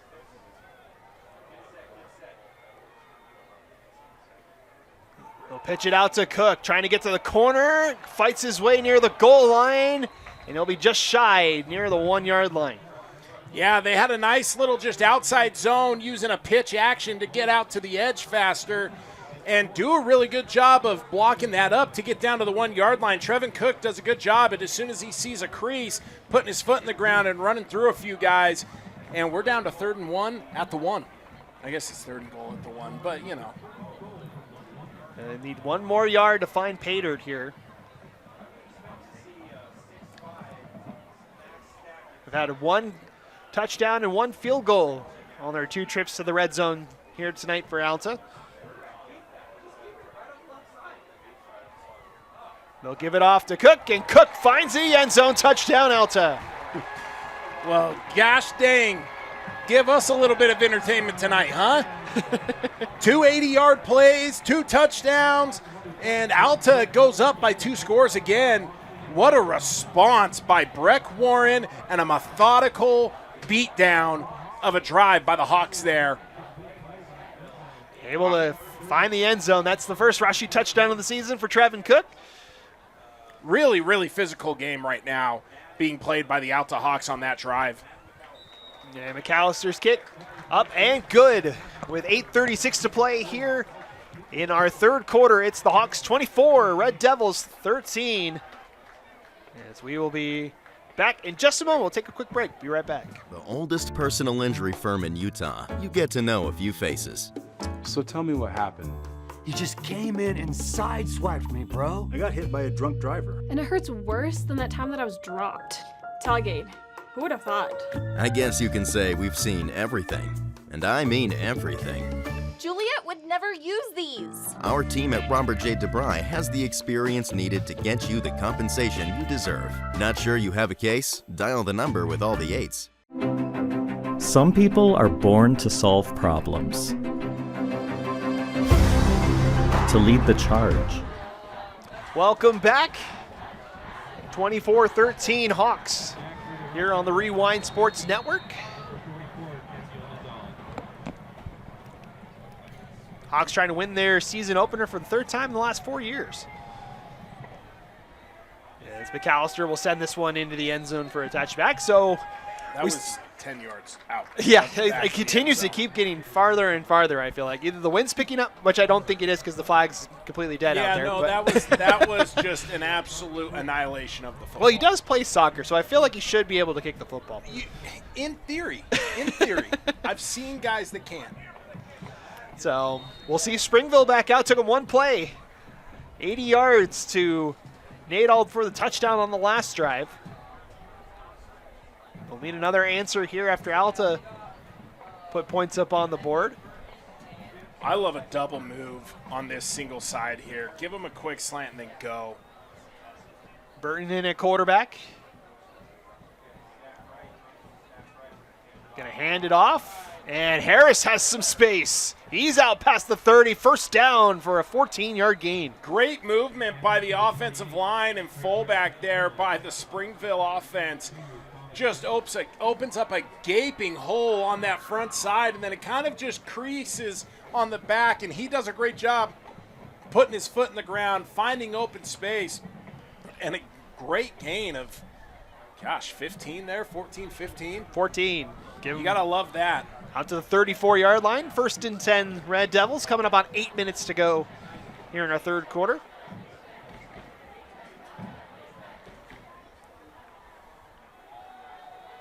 Burton calling the signals. Sends Yearsley in motion. Pressure coming for the Hawks as they pitch it out. Harris is met in the backfield. Holy as cow. Finishing it off was number 14. I don't have that in the playbook, but... Well, I'll tell you, Mason Clark was the first Hawk at the attack. Number 14 comes up and cleans it up, and then there was a third Hawk in there, and I'm sorry I'm missing you, but holy cow, the flock of Hawks was there again. And, once you thought you had some movement there by that offense in the run game, the Hawks said, no, that was not going to happen again. Loss of 5 or 4 on that one brings up 2nd and 14. As the Hawks were able to sniff that one out immediately. You're a single safety high again with the lone man on the bottom. Pressure comes, setting up the screen inside to Toki, and that's met there by Rylan Clayton coming out of the cornerback spot and makes the tackle. Coach Burdett said that Rylan Clayton is that do-it-all guy for the Hawks. He just is always there. And, man, there were three Red Devils there to be able to get a hat on him. He shot the gap and said, it's not going to happen tonight, folks. So no gain on the play. American a loss of 1, actually. It'll be 3rd and 15 here. That's a phenomenal play by Rylan Clayton. Say he had the blockers. He would look like he was set up for a big gain there. Instead, 3rd and long here for Springville. Hawks show pressure. Burton steps up, throws it deep, looking for Nadal. Contact, and it will draw the flag. It was a great job by Nadal to come back through Hosni Solomon to get that penalty. That's a really good play by the Red Devils, right? It's going to be a bang-bang play. Create contact, make sure you draw the foul, and get the advancement there. That's a big play. So that'll be pass interference on Alta, and it'll be a first down for Springville. Gets just enough for the first down. as they're waiting to walk it off. The big thing you see there, right, is like receiver coaches will teach you to work back through the body of the defender. And in situations like that, you got to make the official make that decision. And when you have those situations, that's how you make plays happen. So spot the ball at the 44-yard line. It'll be first down. As we'll have meeting of the officials here. Double checking. It'll be first down. It is the correct spot. The foul occurred about a yard past the sticks, at least from our vantage point. You could measure it, but they moved the sticks already, so it's first and 10, 5 wideouts in the formation. Tonight. Springville, Burton over to Nadal, gets out of a tackle, out past midfield and down near the 40 for a first down. Nadal has been so impressive tonight. One of the big things is just his ability to make the first guy miss, right? You saw it on the touchdown, right? He creates space immediately to catch that touchdown on the quick slant. Creates space, but then breaks tackles, goes for 80. Gets the screen pass here, gives a little shimmy, gets space, gets 5-6 or gets the first down again, right? Like his ability to get space and make the first guy miss has been really, really nice. So first and 10 at the 42-yard line here for Springville. 6:05 left in the third quarter. Handoff. Harris has got a seam up the right side. Big gain for Harris, and he's inside the 15. Springville back in the red zone. That was a classic Springville counter play, and Alta was nowhere to be seen. There weren't even guys for people to block as they came around on that counter play. And Trayton Harris just had all the space in the world for the massive gain on first down. Able to pick up about 20 yards on that run to put Springville at first and 10 at the 15. So Springville knocking on the door again, trying to cut the lead back down to 4. As we have an injured Hawk able to get back onto the sideline.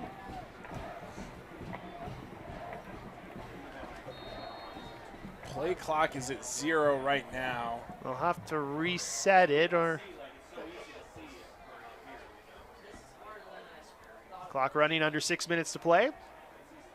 Got a man in motion, fake the jet sweep, give it back to Harris, who's got a seam. He finds the end zone, touchdown Springville. And back to counter again that you're going to see there by the Springville offense, and just space for days. The Hawks are over pursuing so much right now that there's just space for the running back. As you can see, right, it actually looks like a power play here, and you got a kick out on the front side. Guard comes around. The guard and tight end didn't even have anybody to block. There was just too much room for Trayton Harris, and here we go again. Another touchdown. What's the response? I think the Red Devils may go for it here to try and make it a 3-point game. You keep it a 1-score game either way here, so I like this call. 4 wideouts for Burton here.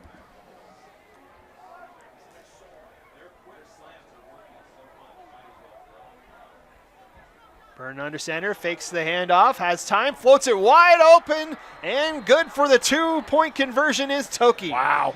Toki came, he started on the near side of your screen, and he just sweeps across underneath everything. And as you can see, he just finds an open lane. It's like a natural pick play. Everybody goes one way, he slips underneath, and he was wide open. And what a response by the Red Devils. And Matt. And we have a roughing the passer on Alta on that 2-point conversion, so the kick is going to be moved forward. And it's a 3-point game with 5:40 to go here in the third quarter. What a third quarter, huh? 3 touchdowns, 6.5 minutes? It's been all over the place. I mean, I'm not complaining. No. It's been a fun one here so far. Oh, my gosh. And a beautiful night. My personal favorite view from the state of Utah at a football field. I mean, it's incredible tonight. Want to thank you guys for joining tonight's broadcast. Reminder, tonight's broadcast is brought to you by Tab Bank, home of the Tab Spend Rewards checking account with 2.75% annual percentage yield on your account balance and 1% cash back on eligible purchases. Tap responsibly. Visit tabbank.com to learn more. It's Tab Bank, member FDIC. So there's a guy that I would avoid, and he wears the number 2. Well, seeing as you're getting to kick from the Alta 45, I don't think you're going to have to worry about that. I've seen crazier things, Matt. This is true. This is true. So we'll see Smith kick this one off at the 45-yard line. And they go for the onside kick. I love that play call. And they should have it. It went the 10 yards. I love that and play we have call. a flag at the end of the play, but Springville should have this one. Check out the replay here. Excuse my excitement there. I just love the play call here. It went the 10 yards by about two extra yards. Able to get onto it. That was Yearsley that came up with the recovery, and there's a flag at the end of it. The reason this is so great, right, they have nothing to lose. You get it 10 yards, and you've still got good field position for your defense to go against. The problem here is that you saw so much frustration by the Alta coaching staff. They come out on the field, and that's where this penalty flag looks like it came from. I could be wrong, but that's what I noticed here. So unsportsmanlike conduct on Alta. And I may be wrong. He may have been upset with something that happened, but it was their coaching staff was a quarter of the way out onto the field there. Well, how about a turn of events? It's been all Alta for that first half. They had the lead the entire first half, and now Springville is in the red zone with a chance to take the lead here. They'll start first and 10 at the 17-yard line.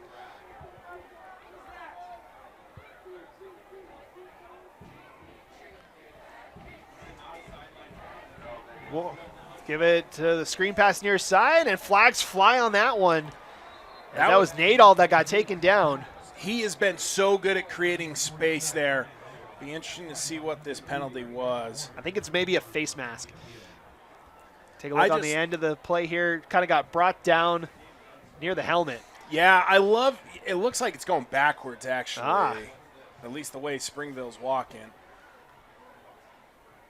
I'm so confused. We'll see what the call is.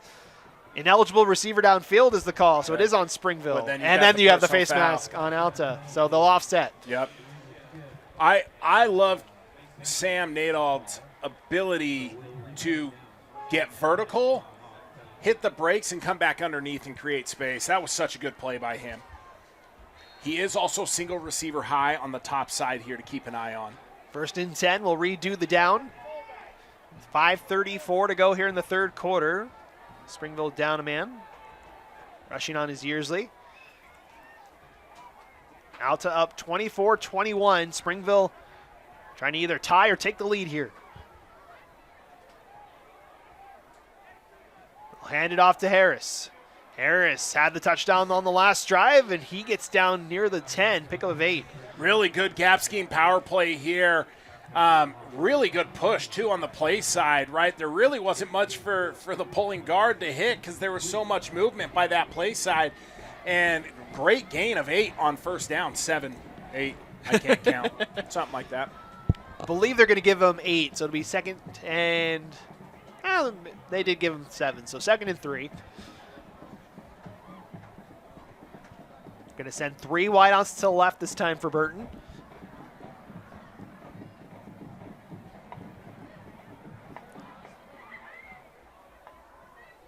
See what they come up with on second down. Burton has time. Pump fakes, throws end zone, touchdown, Springville Toki. Wow. Leka Toki does such a good job. He gets into the end zone, kind of presses his man to get on his toes, and then brings it back towards the corner, that front corner, and Burton does a great job of getting that ball right on his man. What a great play. And for the first time tonight, the Red Devils have the lead with 4:41 to go here in the third quarter. I would have loved to have been in that Dave Valetti locker room. They have turned it on here in the second half. Keck is good on the extra point. So in a crazy turn of events, Springville's now got the lead 28-24. Matt, the first half was controlled by Alta because they didn't beat themselves, right? Springville could not get out of their own way in the first half. This second half has been mistake and mistake and mistake leading to where we are with Alta. Alta has beaten themselves the past 2 drives. Yep. And, well, that's the thing. Alta really hasn't really beaten themselves. They've only had 1 drive, and they scored on it. And I guess I'm saying but more so penalties and things of that nature, right? The mishap on the kickoff here, that's a mental play. You just have to know that that's a possibility because of where you're set up on the field, right? So it's these little things that are coming around and biting Alta, but those are your execution. Like, you can step up and take care of that. So Springville has scored on all 3 of their series so far here in this third quarter, as they take a 28-24 lead. We'll see how Alta responds here. The squib kick this time will be collected near the 10. And good return out near the 30, about a 20-yard return. That time. That was Thomas Deckert there, scooping that ball up, getting to the 30-yard line. That's good field position to start with for the Hawks. And I'd really like to see them kind of settle in. I'd love to see them get to the run game. They were really smashing the ball down their throat on that first drive. I'd love to see them go back to that. I'd love to see some play action out of the Hawks too. So we'll see what Alta draws up. Only 1 drive so far in the second half. They put 7 points on the board after the long kick return. They'll give it back to Trevin Cook near side. Gets out past the 35 to the 40. Should be close to a first down before he's wrestled out of bounds. There's that outside zone play again, and Maximus Kochi is the leading blocker on that edge. He does a great job at sealing that edge, and then Trevin Cook's got plenty of space to be able to get 15 yards right out of the gate. That's a great first play. And what a hezzy that he puts on the young man. Able to just muscle his way out there, too. Picks up 12 for the first down. Out to the 45-yard line. 1st and 10.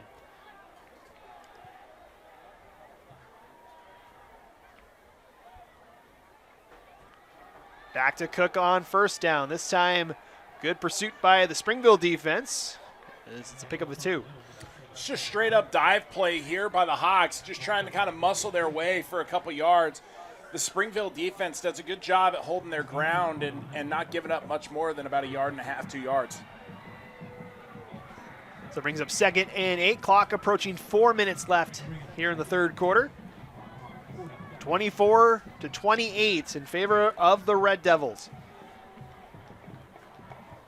Hawks looking to answer. Fake the handoff. Looking for Maximus. That one's intercepted. And a superplex. Oh, no. Wesley moving. Oh, my goodness. Oh, no. And now the players get together as Toki's down. That was a picked off play by Leka Toki, who's been phenomenal today. And then got thrown. Suplex by Steven Tua. He was already down. It wasn't a full tackle, and he was thrown down to the field. As Coach Burdett has called all of his players over, as things have kind of gotten out of hand here for Alta. Yeah, disappointing scene there. That's not how you want to see football being played. You just hope that Leka Toki's okay out there. He's been so good today, and he's a big part of this Springville offense. And just football team. Yeah, that's just not how you play the game of football. So we'll see what the officials end up calling here, as Toki is still down on the field here. As just a first off great play by Toki. We're able to just kind of lay out for that pass. Phenomenal instincts. Sees that Kochi's going to Kochi and jumps the gap and makes an incredible play on the ball. And Toki's back up, so that's good to see here for Springville. Really good to see. As you see him walking under his own power, There always want to actually see is that. another Springville player down there as well. Looks like maybe a cramping issue though. And that's Sam Nate. Nadal. That's Nadal that's down there too. See if we can show you just the interception here. Just a phenomenal play. As he just and say we won't show you the after part, but what a play. And we have an ejection and personal fouls on both teams. So don't know who was kicked out for Alta.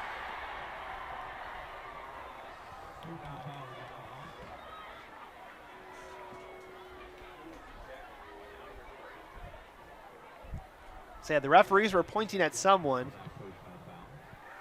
but they called in sportsmanlike conduct on both teams, so they wiped out the penalties. Did they have 2 ejections or just the one? I only saw the one on Alta. Okay. As you see, Coach Burdett and some of the coaches still over here on the right.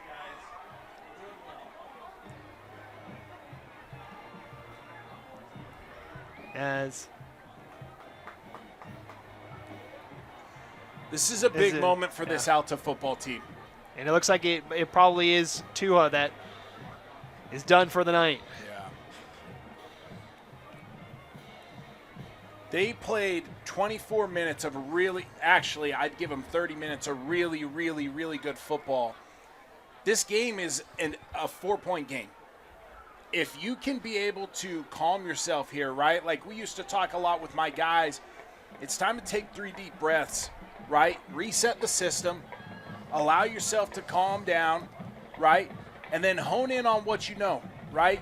You know that you've been able to hang with them all night, right? You got to find the things that they're beating you at and then settle in, do the things you do well, get pressure on the quarterback, right? If you can do those things, this game is well in reach for you if you're Alta.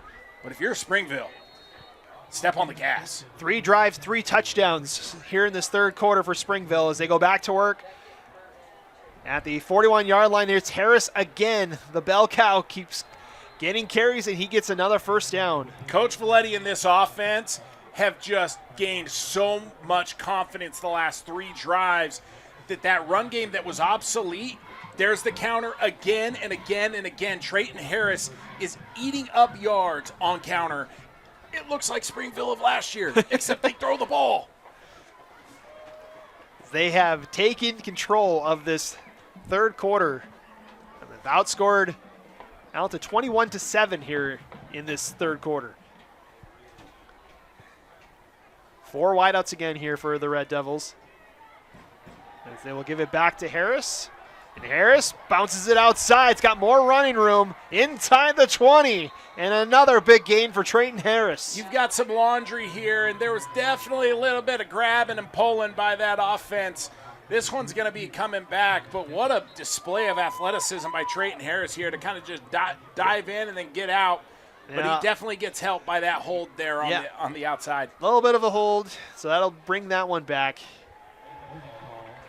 So that'll back up the Red Devils 10 yards from the spot of the foul, so it won't be as long of a penalty. It'll be out to the 36.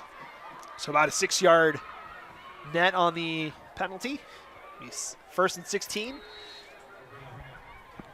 The clock runs under 3 minutes to go here in our third quarter. Springville with a 28-24 lead after trailing 17-7 at the half. You know, if this Springville team can get comfortable throwing the ball consistently and that their offensive line can find the confidence that they're playing with currently, they're going to be really, really scary good. See what happens here on first and 16. Say the Red Devils were picked, or currently was number 10 in the state across all classifications, according to the Deseret News in their preseason rankings, as we get a timeout called by the Red Devils. So we'll take the timeout as well. We'll be back in just a moment here on KSL Sports Rewind. To build better solutions. To be the driving force behind advanced technologies. To strengthen digital defenses. They're the experts our future needs. Find your brilliance at Weber State. It's a busy morning in your house, but for you, it's just another day. You're the one who makes it all happen. The school runs, the practices, and don't forget the recitals. But one day, everything changed when a sudden accident left you injured with your vehicle wrecked. As Utah's original personal injury law firm, our team at Robert J. DeBry has the experience to get you the compensation you deserve. Not sure you have a case? Dial the number with all the 8s. Welcome back. 1st and 16 here for the Red Devils. 2:25 to play here in the third quarter.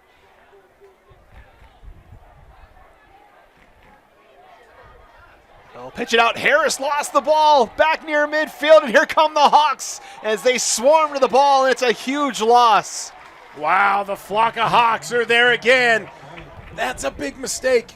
We haven't seen Springville make a mistake for 3-4 drives. They've been so good.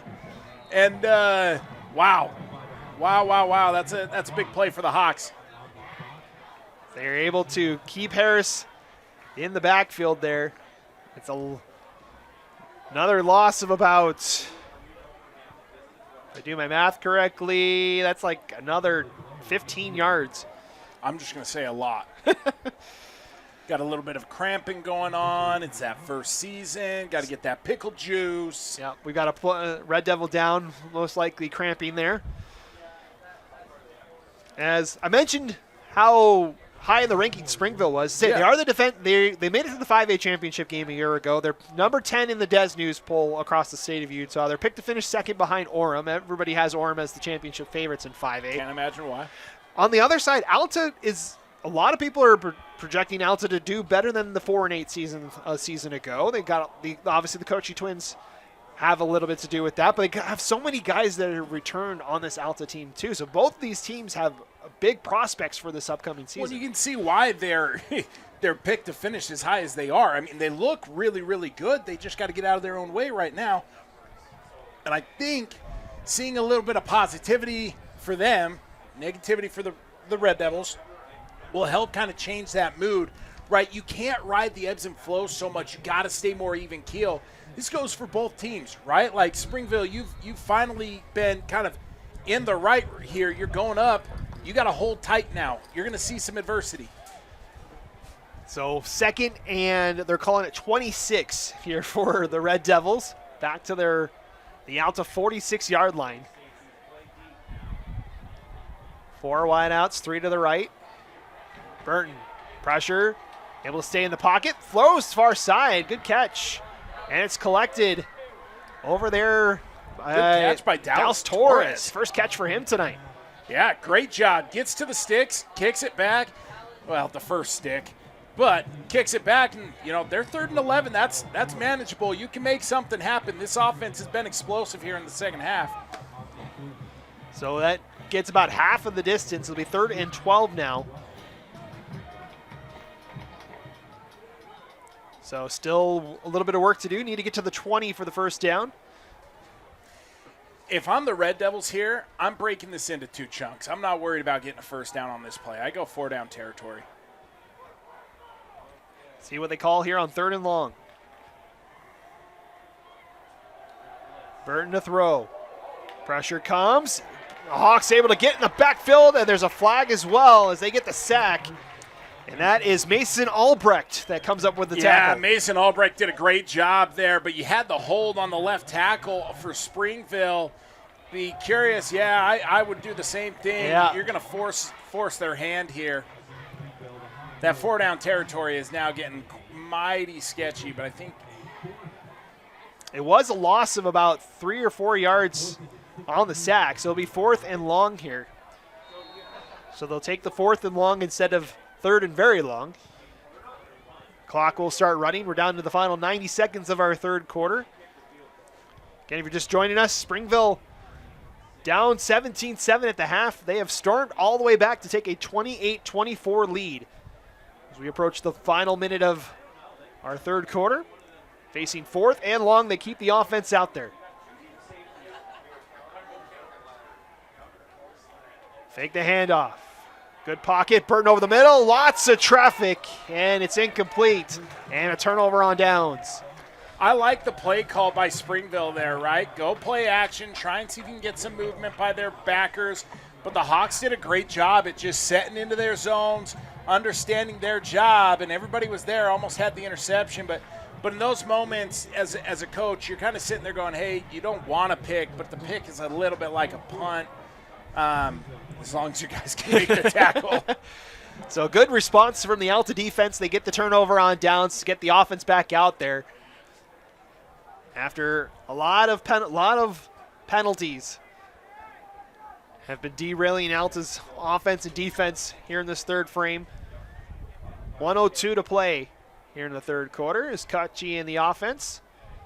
Going to hand it off. This one's Pagel. Hello with the hurdle. And flags fly everywhere. Yes. Well, you saw the elite athleticism by Lucas Pagel there. Good gracious. Let's take a look at that again. Yes. There was over the pile. Zero hesitation that he was going over the top of him. That was really good blocking, too, by the Hawks there. I'm giving that a helmet sticker. I know it's coming back, but I'm going to give that a helmet sticker. Wow. May see that on the Rewind Top 5 Yeah. later next week. Just a little bit of vertical ability there. There was multiple flags on the play, so we'll see what the call is here. It's a personal foul on Alta. And then a hold on Alta. So they decline the personal foul. They'll take the hold. It should be 1st and 20. I know there used to be a rule in high school football about hurdling. I'm pretty sure there still is a rule about it. That's what I thought there might have been a little still bit of impressive, laundry. though. It's impressive to see. Extremely impressive. So 1st and 20 after the holding call. Kachi has plenty of time, fires on the middle, and that one's intercepted. Taking that one, Cooper Creer, and another turnover generated by the Springville defense. Wow, what a play by Cooper Creer. He sees that Maximus is slipping behind him, and he just does a good job of getting his hands up and snagging that one. I mean, what a play. He read that beautifully, and bravo, bravo, bravo. Great play. So it's 2 interceptions on the last 2 drives for the Springville defense. Gives the ball back to the offense in the final minute of the third quarter, up by 4. It's been all Springville here in this third frame. This Alta offense, their pass game needs to be opened up a little bit more. It's very, very one-dimensional right now.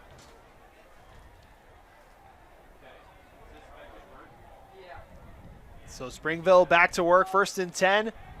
Burton quickly throws near side. It's caught and into the end zone. Touchdown, Springville. Ryder Giles this time. Wow, what a play by Giles. Goes up, gets that ball. Lucas Pagel tried to make a big play on it, which would have been just a game breaker. I thought he had it for a second there. We'll take a look. Right there.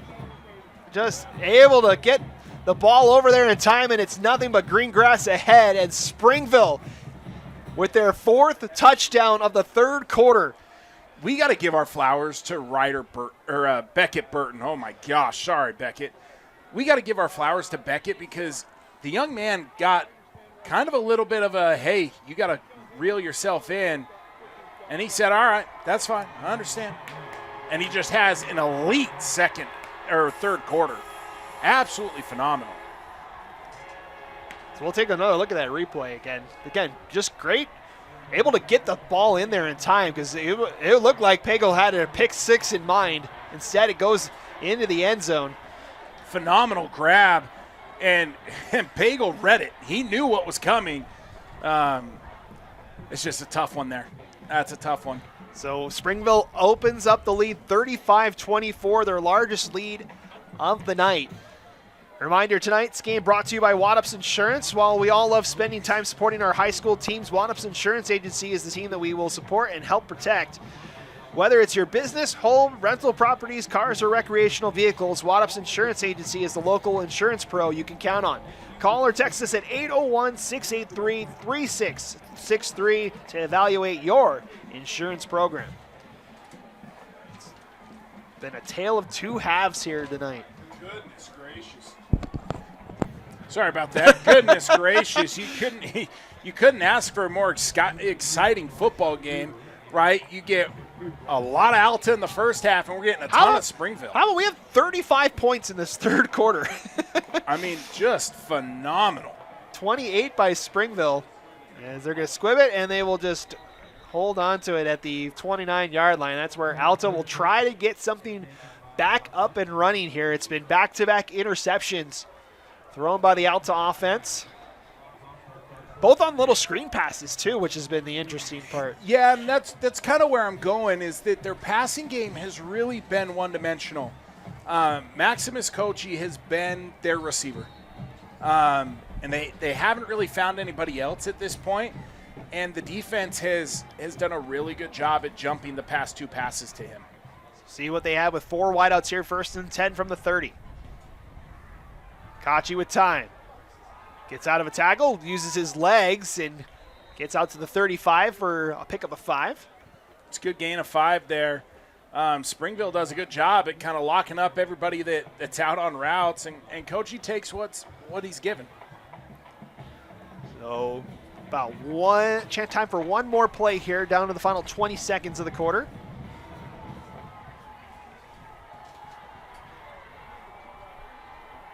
Three wideouts to the right. Kochi sets up the screen. He's got a man with Trevin Cook, and he's out to midfield and out of bounds.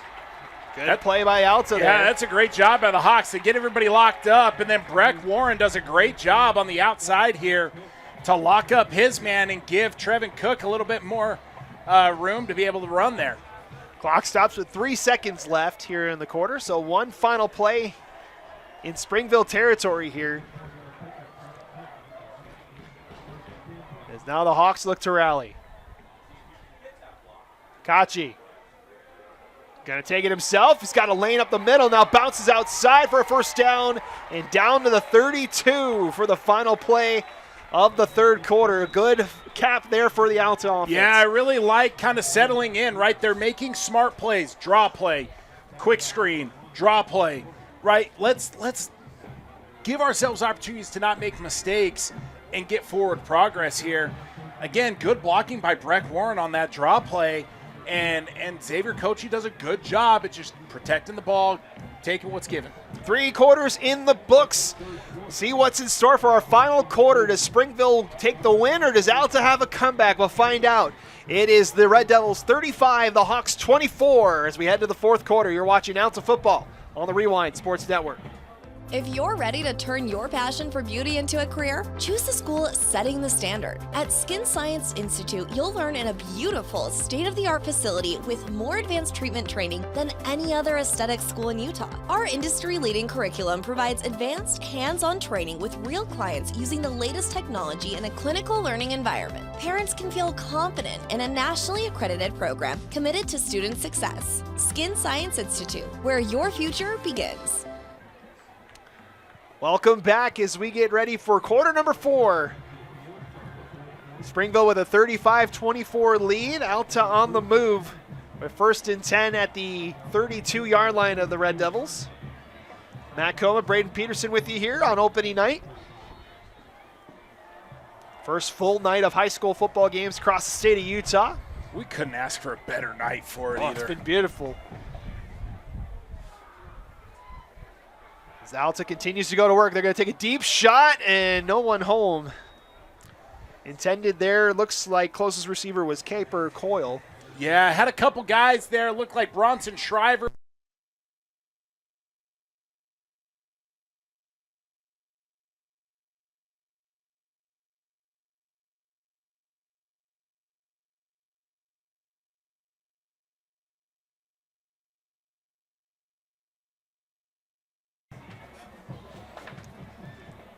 Second and 10 here for the Red Devils. Or excuse me, for the Hawks. As Kachi with time, going to throw the fade route, and it's behind his receiver, but a flag flies. Multiple flags fly. And this should most likely will be on the Red Devils. Yeah, it looks like they're going to get Torres here with a little bit of extra grabbing as Breck Warren was trying to flip his hips and come back for that ball. Hey, penalties are positive yardage. You'll take them. Quick update on the night. Just looking ahead in Springville schedule, they have Green Canyon coming up next. Right now, currently the Wolves are leading 10-6 over the Provo Bulldogs, and it looks like we are into the fourth quarter with 1:25 left in that ball game. Provo is driving right now with the ball. Be interesting to see how that one turns out. So they call the penalty on Alta. Oh, that was not what I expected. That's a 15-yard penalty, so that's a personal foul call or offensive pass interference, one of the two. That'll back Alta all the way back up to the Springville 47 for 2nd and 25. Kachi over the middle, has got his man and fighting his way down inside the 30. Good pickup. Number 14 does a great job at getting across the middle of the field there for the catch. And huge gain on 2nd down. You're now 3rd and manageable. Really, really good place to be.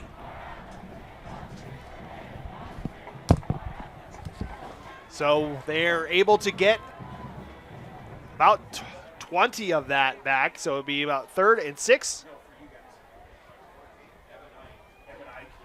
Evan Ink was the one with the 3rd and 6. And the draw again. Kachi with some space, spins out of a tackle, still on the move inside the 20. He's got the first down. Yeah, a couple big plays by the Hawks there. They've gone to this draw play a lot with Kachi, and it looks really, really good. And there wasn't even hesitation. He just took off. Yeah, this is a design draw play. You can see with the receivers kind of all posting up looking for guys to block. They're kind of giving the look of running a route, and then they're hitting the heels and trying to find somebody to stock block. 10:45 and counting here in our contest tonight. Alta trying to make it a one-score game here, down 35-24. 4 wideouts here for Kachi. Got Pagel in the backfield.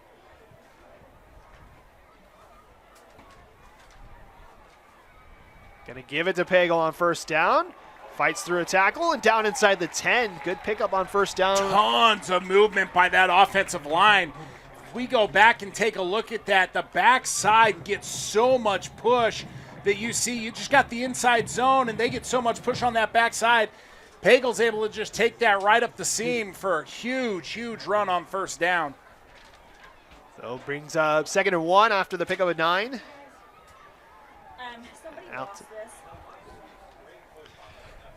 Alta 10 yards away from pay dirt. They'll give it back to Pagel. Tries to bounce it outside, gets through a tackle, down to the goal line. Touchdown, Alta! What a response by the Hawks on the outside zone. Lucas Pagel just runs through the last defender at the corner of the end zone, and the Hawks are back in business. Matt, we've got ourselves one heck of a football game. Take another look. Is Pagel able to bounce it outside, get through the first tackle, and fight his way for 6? You know, we've said this a few times tonight. Maximus Kochi has been so good blocking on the edges. You see him seal the edge so many times. This time he feels the defender shoot upfield, kicks him out, and he's just one-arm, strong-arm in that man. McAllister on for the extra point, and it's good. 9:36 to play, and as Braden mentioned, we got ourselves a ball game. It's a 4-point game. It's Springville 35, Alta 31. We'll take a short break. Be right back. Strong Volkswagen is setting you free. Free from high payments and high interest rates. It's our Freedom to Drive sale. Lease a new 2026 Volkswagen Jetta S from $199 a month. Get rates as low as 1.9% APR. Or save up to $5,000 on select new VW models. Plus, oil changes are only $59.95. And every vehicle is backed with our no-charge lifetime warranty. Only at Strong Volkswagen. Break free from high prices during our Freedom to Drive sale. Visit strongvw.com. 9:36 left in our opening weekend game, Alta and Springville. It's been a fun one here so far tonight. 35-31 Red Devils. Just a little bit of action here in the second half, huh? We've seen touchdowns aplenty in the second half. Just such an exciting game. You're welcome, thank you. As McAllister's got it teed up, kicking into the wind this time. And still able to get it into the end zone for a touchback. He's got a heavy headwind on him there, too. What a kick. So Springville comes back out, holding on to a 4-point lead, 9 minutes and change to go here. Say it's been Trevin Harris, and then it's also been Beckett Burton, able to get it done with his arm. Beckett Burton's had a great second half. Lots of confidence in himself and in his coaching staff and in his receivers. He's just been really, really impressive this second half. 1st and 10 from the 20. They'll give it off to Harris on 1st down. Able to break a tackle and out to the 28-yard line for a pickup of 8. It looked like we had a pulling guard there on this one. I kind of missed where we were headed, but it looked like we almost had, we had power again. Just great job filling the holes. And then obviously Trayton Harris has just been so good tonight. He's done very well tonight. Expecting him to have a big game. He's the leading provider for this Springville offense after losing so much of that production from that team that went to the state championship a season ago. Still picked to be one of those teams that'll be fighting for that title at the end of the season as Harris picks up the 1st down, and he's out to the 32. Alta did a good job there getting knocked back at the point of attack, and it made it hard for the counter guard and then the fullback to get through, but there was still so much space on the front side that it didn't really matter because Trayton Harris was going to get his.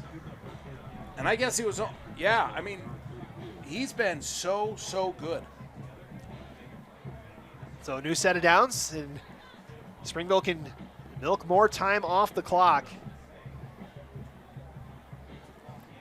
The play clock's not running into the second half, so looks like we're down to the final 10 seconds of it. Red Devils taking as much time as they can here to try and get out of here with a win. Burton to throw, looking for the deep shot, and it takes it a little too far for his intended receiver. He had just a little bit too much juice on that ball. He had a guy running deep and had a little bit of space, but just didn't have enough under that ball. Had a lot of Hawks in his face as well. That was a touchy situation there for Beckett Burton. 8:08 to go here in the 4th quarter. Brings up 2nd and 10. Brady mentioned getting next up for these two teams. Both teams are on Springville's on the road at Green Canyon next week. They go all the way up to Cache County. That's just a short trip for them. And then we get an old school rivalry, Alta and Bingham, over at the home of the Miners next week. Springville throwing on this down. Almost, is it intercepted? It is! Picked off by the Hawks. Bronson Shriver with the interception. Wow! Holy cow, Bronson Shriver makes such a good play on that ball. Looked like it was a bit of a tip ball, and he laid out for it. What a play. This could be a game changer right here. Able to dive and make that catch. I might put my helmet sticker on that one right there because that could be the game-changing play. We got 8 minutes left in this ball game. 1-score game. If the Hawks can go down and convert, this could be the changing point. As they get the interception. First defensive turnover for Alta this year. They had the block punt for a touchdown on special teams already earlier today. As Kachi and the offense go back to work, hand it off. As Cook still fighting his way near the 30. Able to pick up a strong 6 yards. Trevin Cook wanted that one a lot. There wasn't a ton of space, but he just kept finding creases for a really, really nice gain of about 5 yards on first down. Take another look. Watch Maximus Kochi, though, like his ability to just kind of get after guys and move space. I love it. And that wasn't even his best play blocking. No. I think he tried to block 3 different guys on that play. That can be a good and a bad thing. 2nd and 5 here for the Hawks. Clock now runs under 7.5 to play. Kachi back to Cook. He's got the first down as he's down near the 25. Just enough to move the chains. Great inside zone play call there. Almost like a dive. And Trevin Cook just gets downhill so fast. And the Hawks got so much movement in the middle so quick. Great play. This Alta offense has really started to run the ball well the past 2 drives. 1st and 10 now from the 26-yard line. Clock now runs under 7 minutes to play. Hawks trying to retake the lead.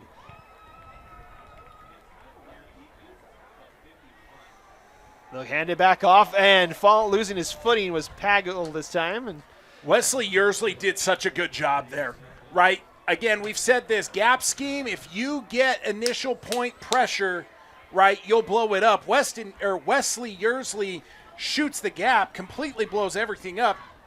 There was no space for Lucas Pagel. Loss of 1 brings up 2nd and 11. Approaching 6 minutes to go. Alta in no hurry to call a play now as they'll give it off to Pagel. Navigates his way through to the 25, gets back to the original line of scrimmage. You're seeing Springville go to a bare front, which is initially what that means is it's a 5-down front and allows them to kind of eat up every gap, and then their linebackers just fill where the openings are happening. There was room for Lucas Pagel on that front side. In my opinion, he pushed it a little bit too tight to Maximus Kochi there. If he would have stayed off his tackle a little bit more, there was room for him to get 3-4 yards. So 3rd and 9 now here for the Hawks. Need the 16 to move the chains. Red Devils rush 4. They bring pressure. Kachi out of the first tackle. Spins out of a second. Stiff arm. And he's going to be close to the first down. Wow. He's got it. Get him a gain of about 9 for a first down. Wow. That was a junkyard dog play. Look at him here. He does a great job avoiding the first one. Get off me. Spin. Whoop. Get off me again. Holy cow. And that's a big man.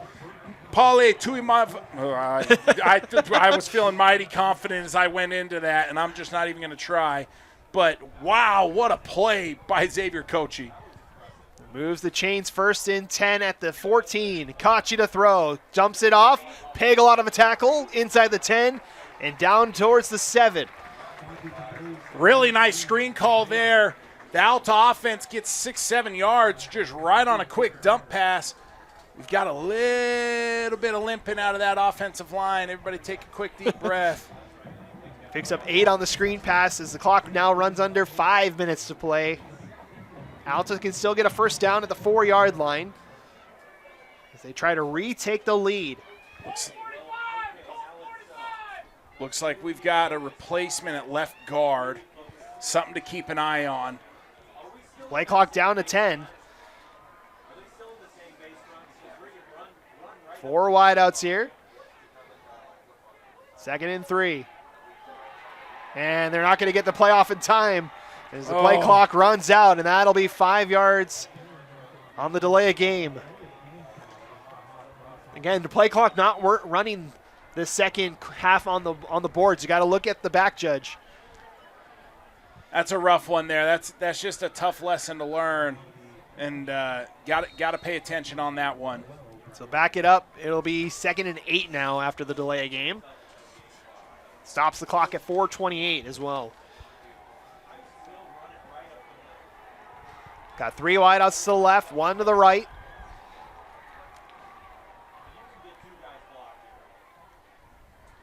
Kachi to throw.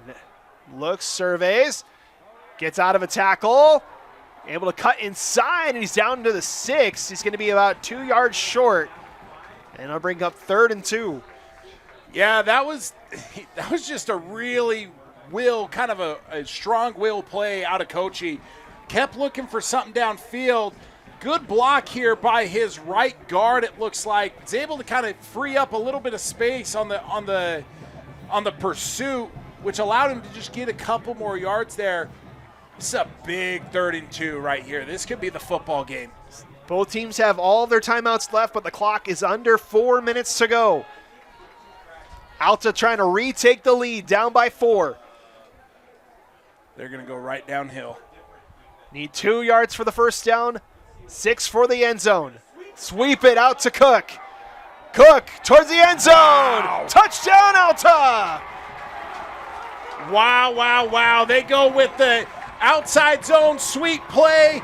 They get the edge, and Trevin Cook finds his seam and puts his foot in the ground and goes. What a strong run by number 7 and the returning leader for the Hawks. Wow. We have fireworks in Sandy, Utah tonight. 6-yard touchdown, second of the night for Trevin Cook. And the Hawks have retaken the lead. McAllister's field goal is good, and it's a 3-point lead for Alta with 3:28 to go. 38-35. I don't know how much more I can take. It's been a fun one so far. Holy cow. I mean, it's just anything you can do, I can do better is kind of what I'm feeling tonight. How about the momentum swings in this game? It was all Alta the first 2 quarters. They came out, it was such a great game plan.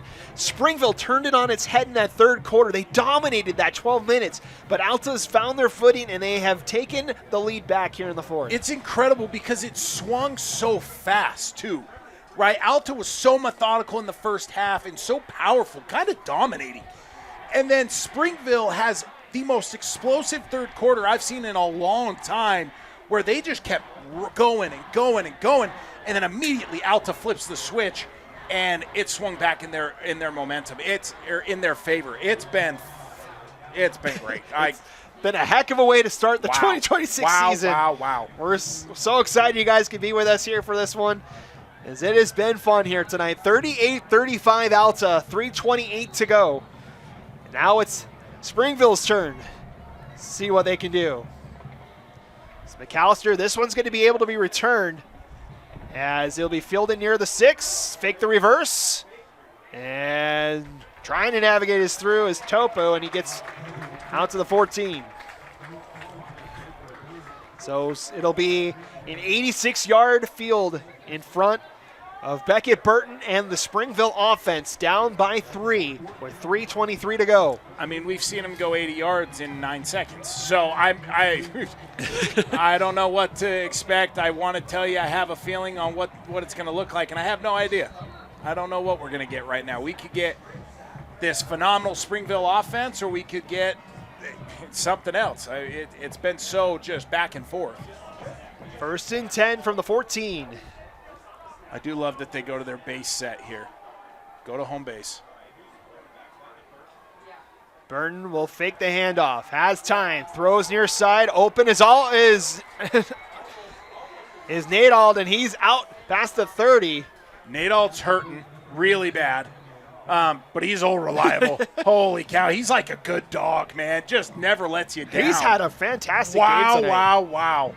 My dog's not a good dog, if you're wondering. He lets me down all the time. He's not a Sam Nadald. So Sam Nadal with another big gain here for Springville. They get a first down at the 34, so call it a 20-yard gain. As now the clock runs and under 3 minutes to go.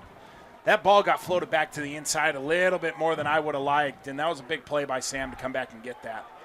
3 wideouts near side. Now Burton. He's going to call his own number. First time he's rushed tonight, and he's wrestled down near the 40. Good tackle there by Bronson Shriver, who had the interception on the last drive. Yeah, I like that by Beckett, right? It's first down. Go get 4 yards. You're ahead of the sticks. That's a good play by the young man. Only thing I would change, get on the ground, slide. Don't let protect your quarterback. Yeah, don't let yourself get just run amok. It's not worth it.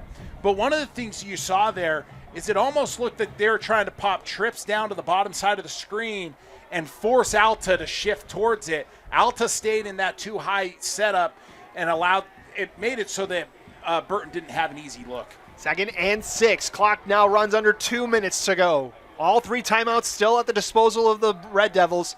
Fake the handoff. Pressure comes on the outside, and Burton's going to go down. That would be Charlie Gates, Matt. Coach Burdett was excited about him, and you can see why. He came screaming off the edge. I believe that's his 2nd sack of the night. It is his 2nd, and it's a big one as it puts the Red Devils back to the 31-yard line. And Burton tried to keep his feet and is unable to do so. Clock is still running. Under 90 seconds left now. There's got to be a lot of movement here. This is getting down into really big crunch time. You're running out of time here if you're Springville. This is 3rd and 16. Or excuse me, 3rd and 14. They're going to have to go for it on 4th down if they don't get it with the amount of time that's left on this clock. They have let this clock run all the way down almost to a minute. Burton stays in the pocket, throws deep, and it's caught near the line to gain. And a timeout is going to be called with 59 seconds left. It's a yard short, and that was Sawyer Grover with what the catch. What a catch by Sawyer Grover. He came back and just went, yep! He took that one clean out of the air. Great ball by Burton as well. Holy cow, just inches short of the 1st down. Good tackle there by Pagel to keep him short of the line to gain. Pagel's had himself a heck of a football game, hasn't he? He's been as advertised. He's been everywhere for Alta here tonight. He's got a rushing touchdown. He's got a blocked punt touchdown. He's got a hurdle of the night. It's a penalty, but it was still sweet. He's in the running for the helmet sticker tonight. Yeah, it's great play by him all around. Oh, we got a penalty on Alta. No way. So that's a 15-yard penalty. I didn't see it, and it's all the way down to the 39-yard line for Springville. Folks at home, unsportsmanlike is the call. What happened other than it was an unsportsmanlike, and I am not sure what just happened. And with the wind, Springville's on the door of field goal range here with 59 seconds left in all 3 of their timeouts. Because of the penalty, they didn't have to use their timeouts, so they still have all 3 left. So Burton, a throw offside, almost intercepted. It's Pagel in the helmet. Pagel almost had the helmet sticker again. If he would have snatched that one out of the air, oh my goodness. He gets a He had no idea where that ball was. Wow. That would have been huge. 55 seconds. 2nd and 10. It's down to the 40-yard line. Just for reference, Ben Smith kicked last year for Springville. His long was 38 for that one. Beckett Burton has to miss on the outside on that throw. He missed on the inside, and it was almost disastrous. We need about 10 yards to get into field goal range here for Springville. 55 seconds left. Fake the handoff. Burton over the middle, incomplete, almost intercepted again. A little bit of miscommunication there. Tupou was still looking downfield, and Burton wanted to hit him across the middle on that seam. And Deckard with the breakup that time. Yeah, good play by Deckard to be there. Really dangerous situation there for the Red Devils as they come down the stretch here. So 3rd and 10 now here for Springville. They need about 15 yards to get into field goal range.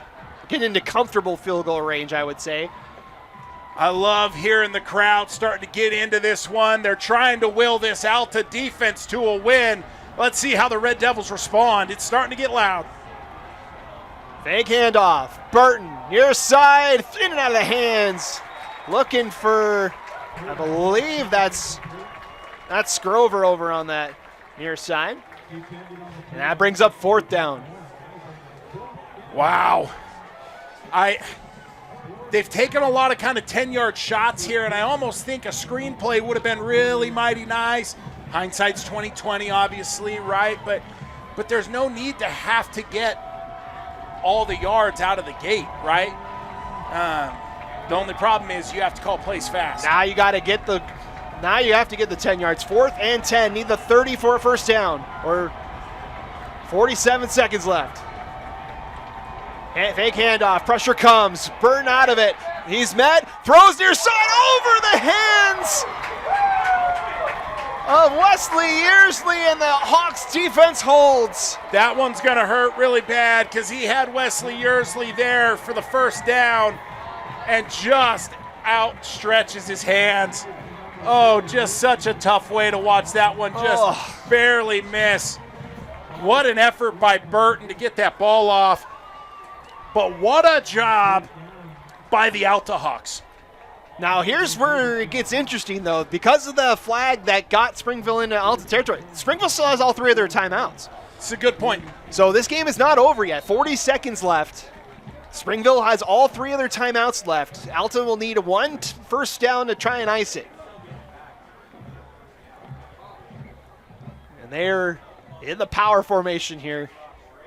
And they'll give it to Cook. He bounces it outside, and he slides down at the 45. That'll allow Springville to call a timeout. Looked like he had some room to run there. Yeah, he did. Smart idea to stay in bounds, but I think he had a little bit more room than he thought. Let's take a look. Yeah, I definitely think you just keep trying to get to that edge and get that first down here.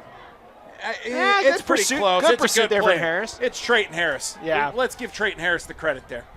Great play by Good the pursuit man. there. Clock stops Yeah. with 34 seconds left. So 2 timeouts still left here for Springville. On the flip side, I mean, they're 5 yards, right? Like, this Alta offense has been able to get 5 yards in the run game. The rushing game's been great in Yeah, this the fourth second quarter. half. Specifically the fourth quarter. They've been really, really effective running the ball. 34 seconds left, 38-35 Alta. Trying to ice this thing out. They need 5 yards to seal the win. They're going to go to Coach's side, in my opinion. He's been such a good lead blocker. You want him to be able to seal any edges or take care of any extra, stick. He's in the fullback position. They're in the backfield.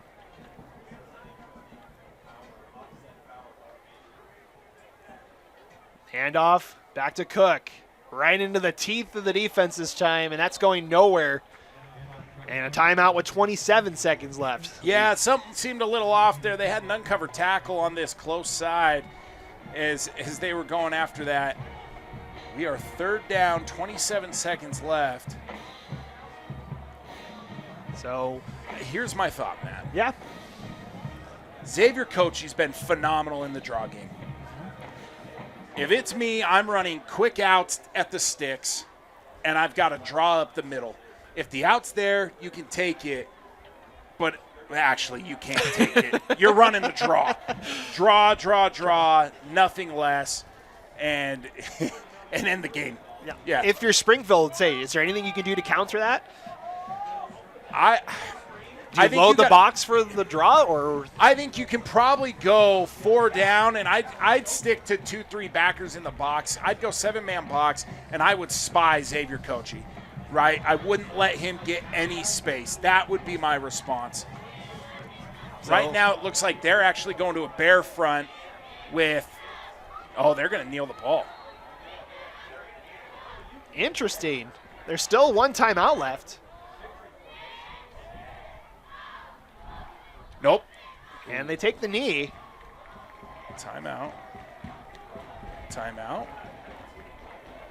Or did they not get they still take the timeout on the penalty? Oh, they must have had no timeouts left.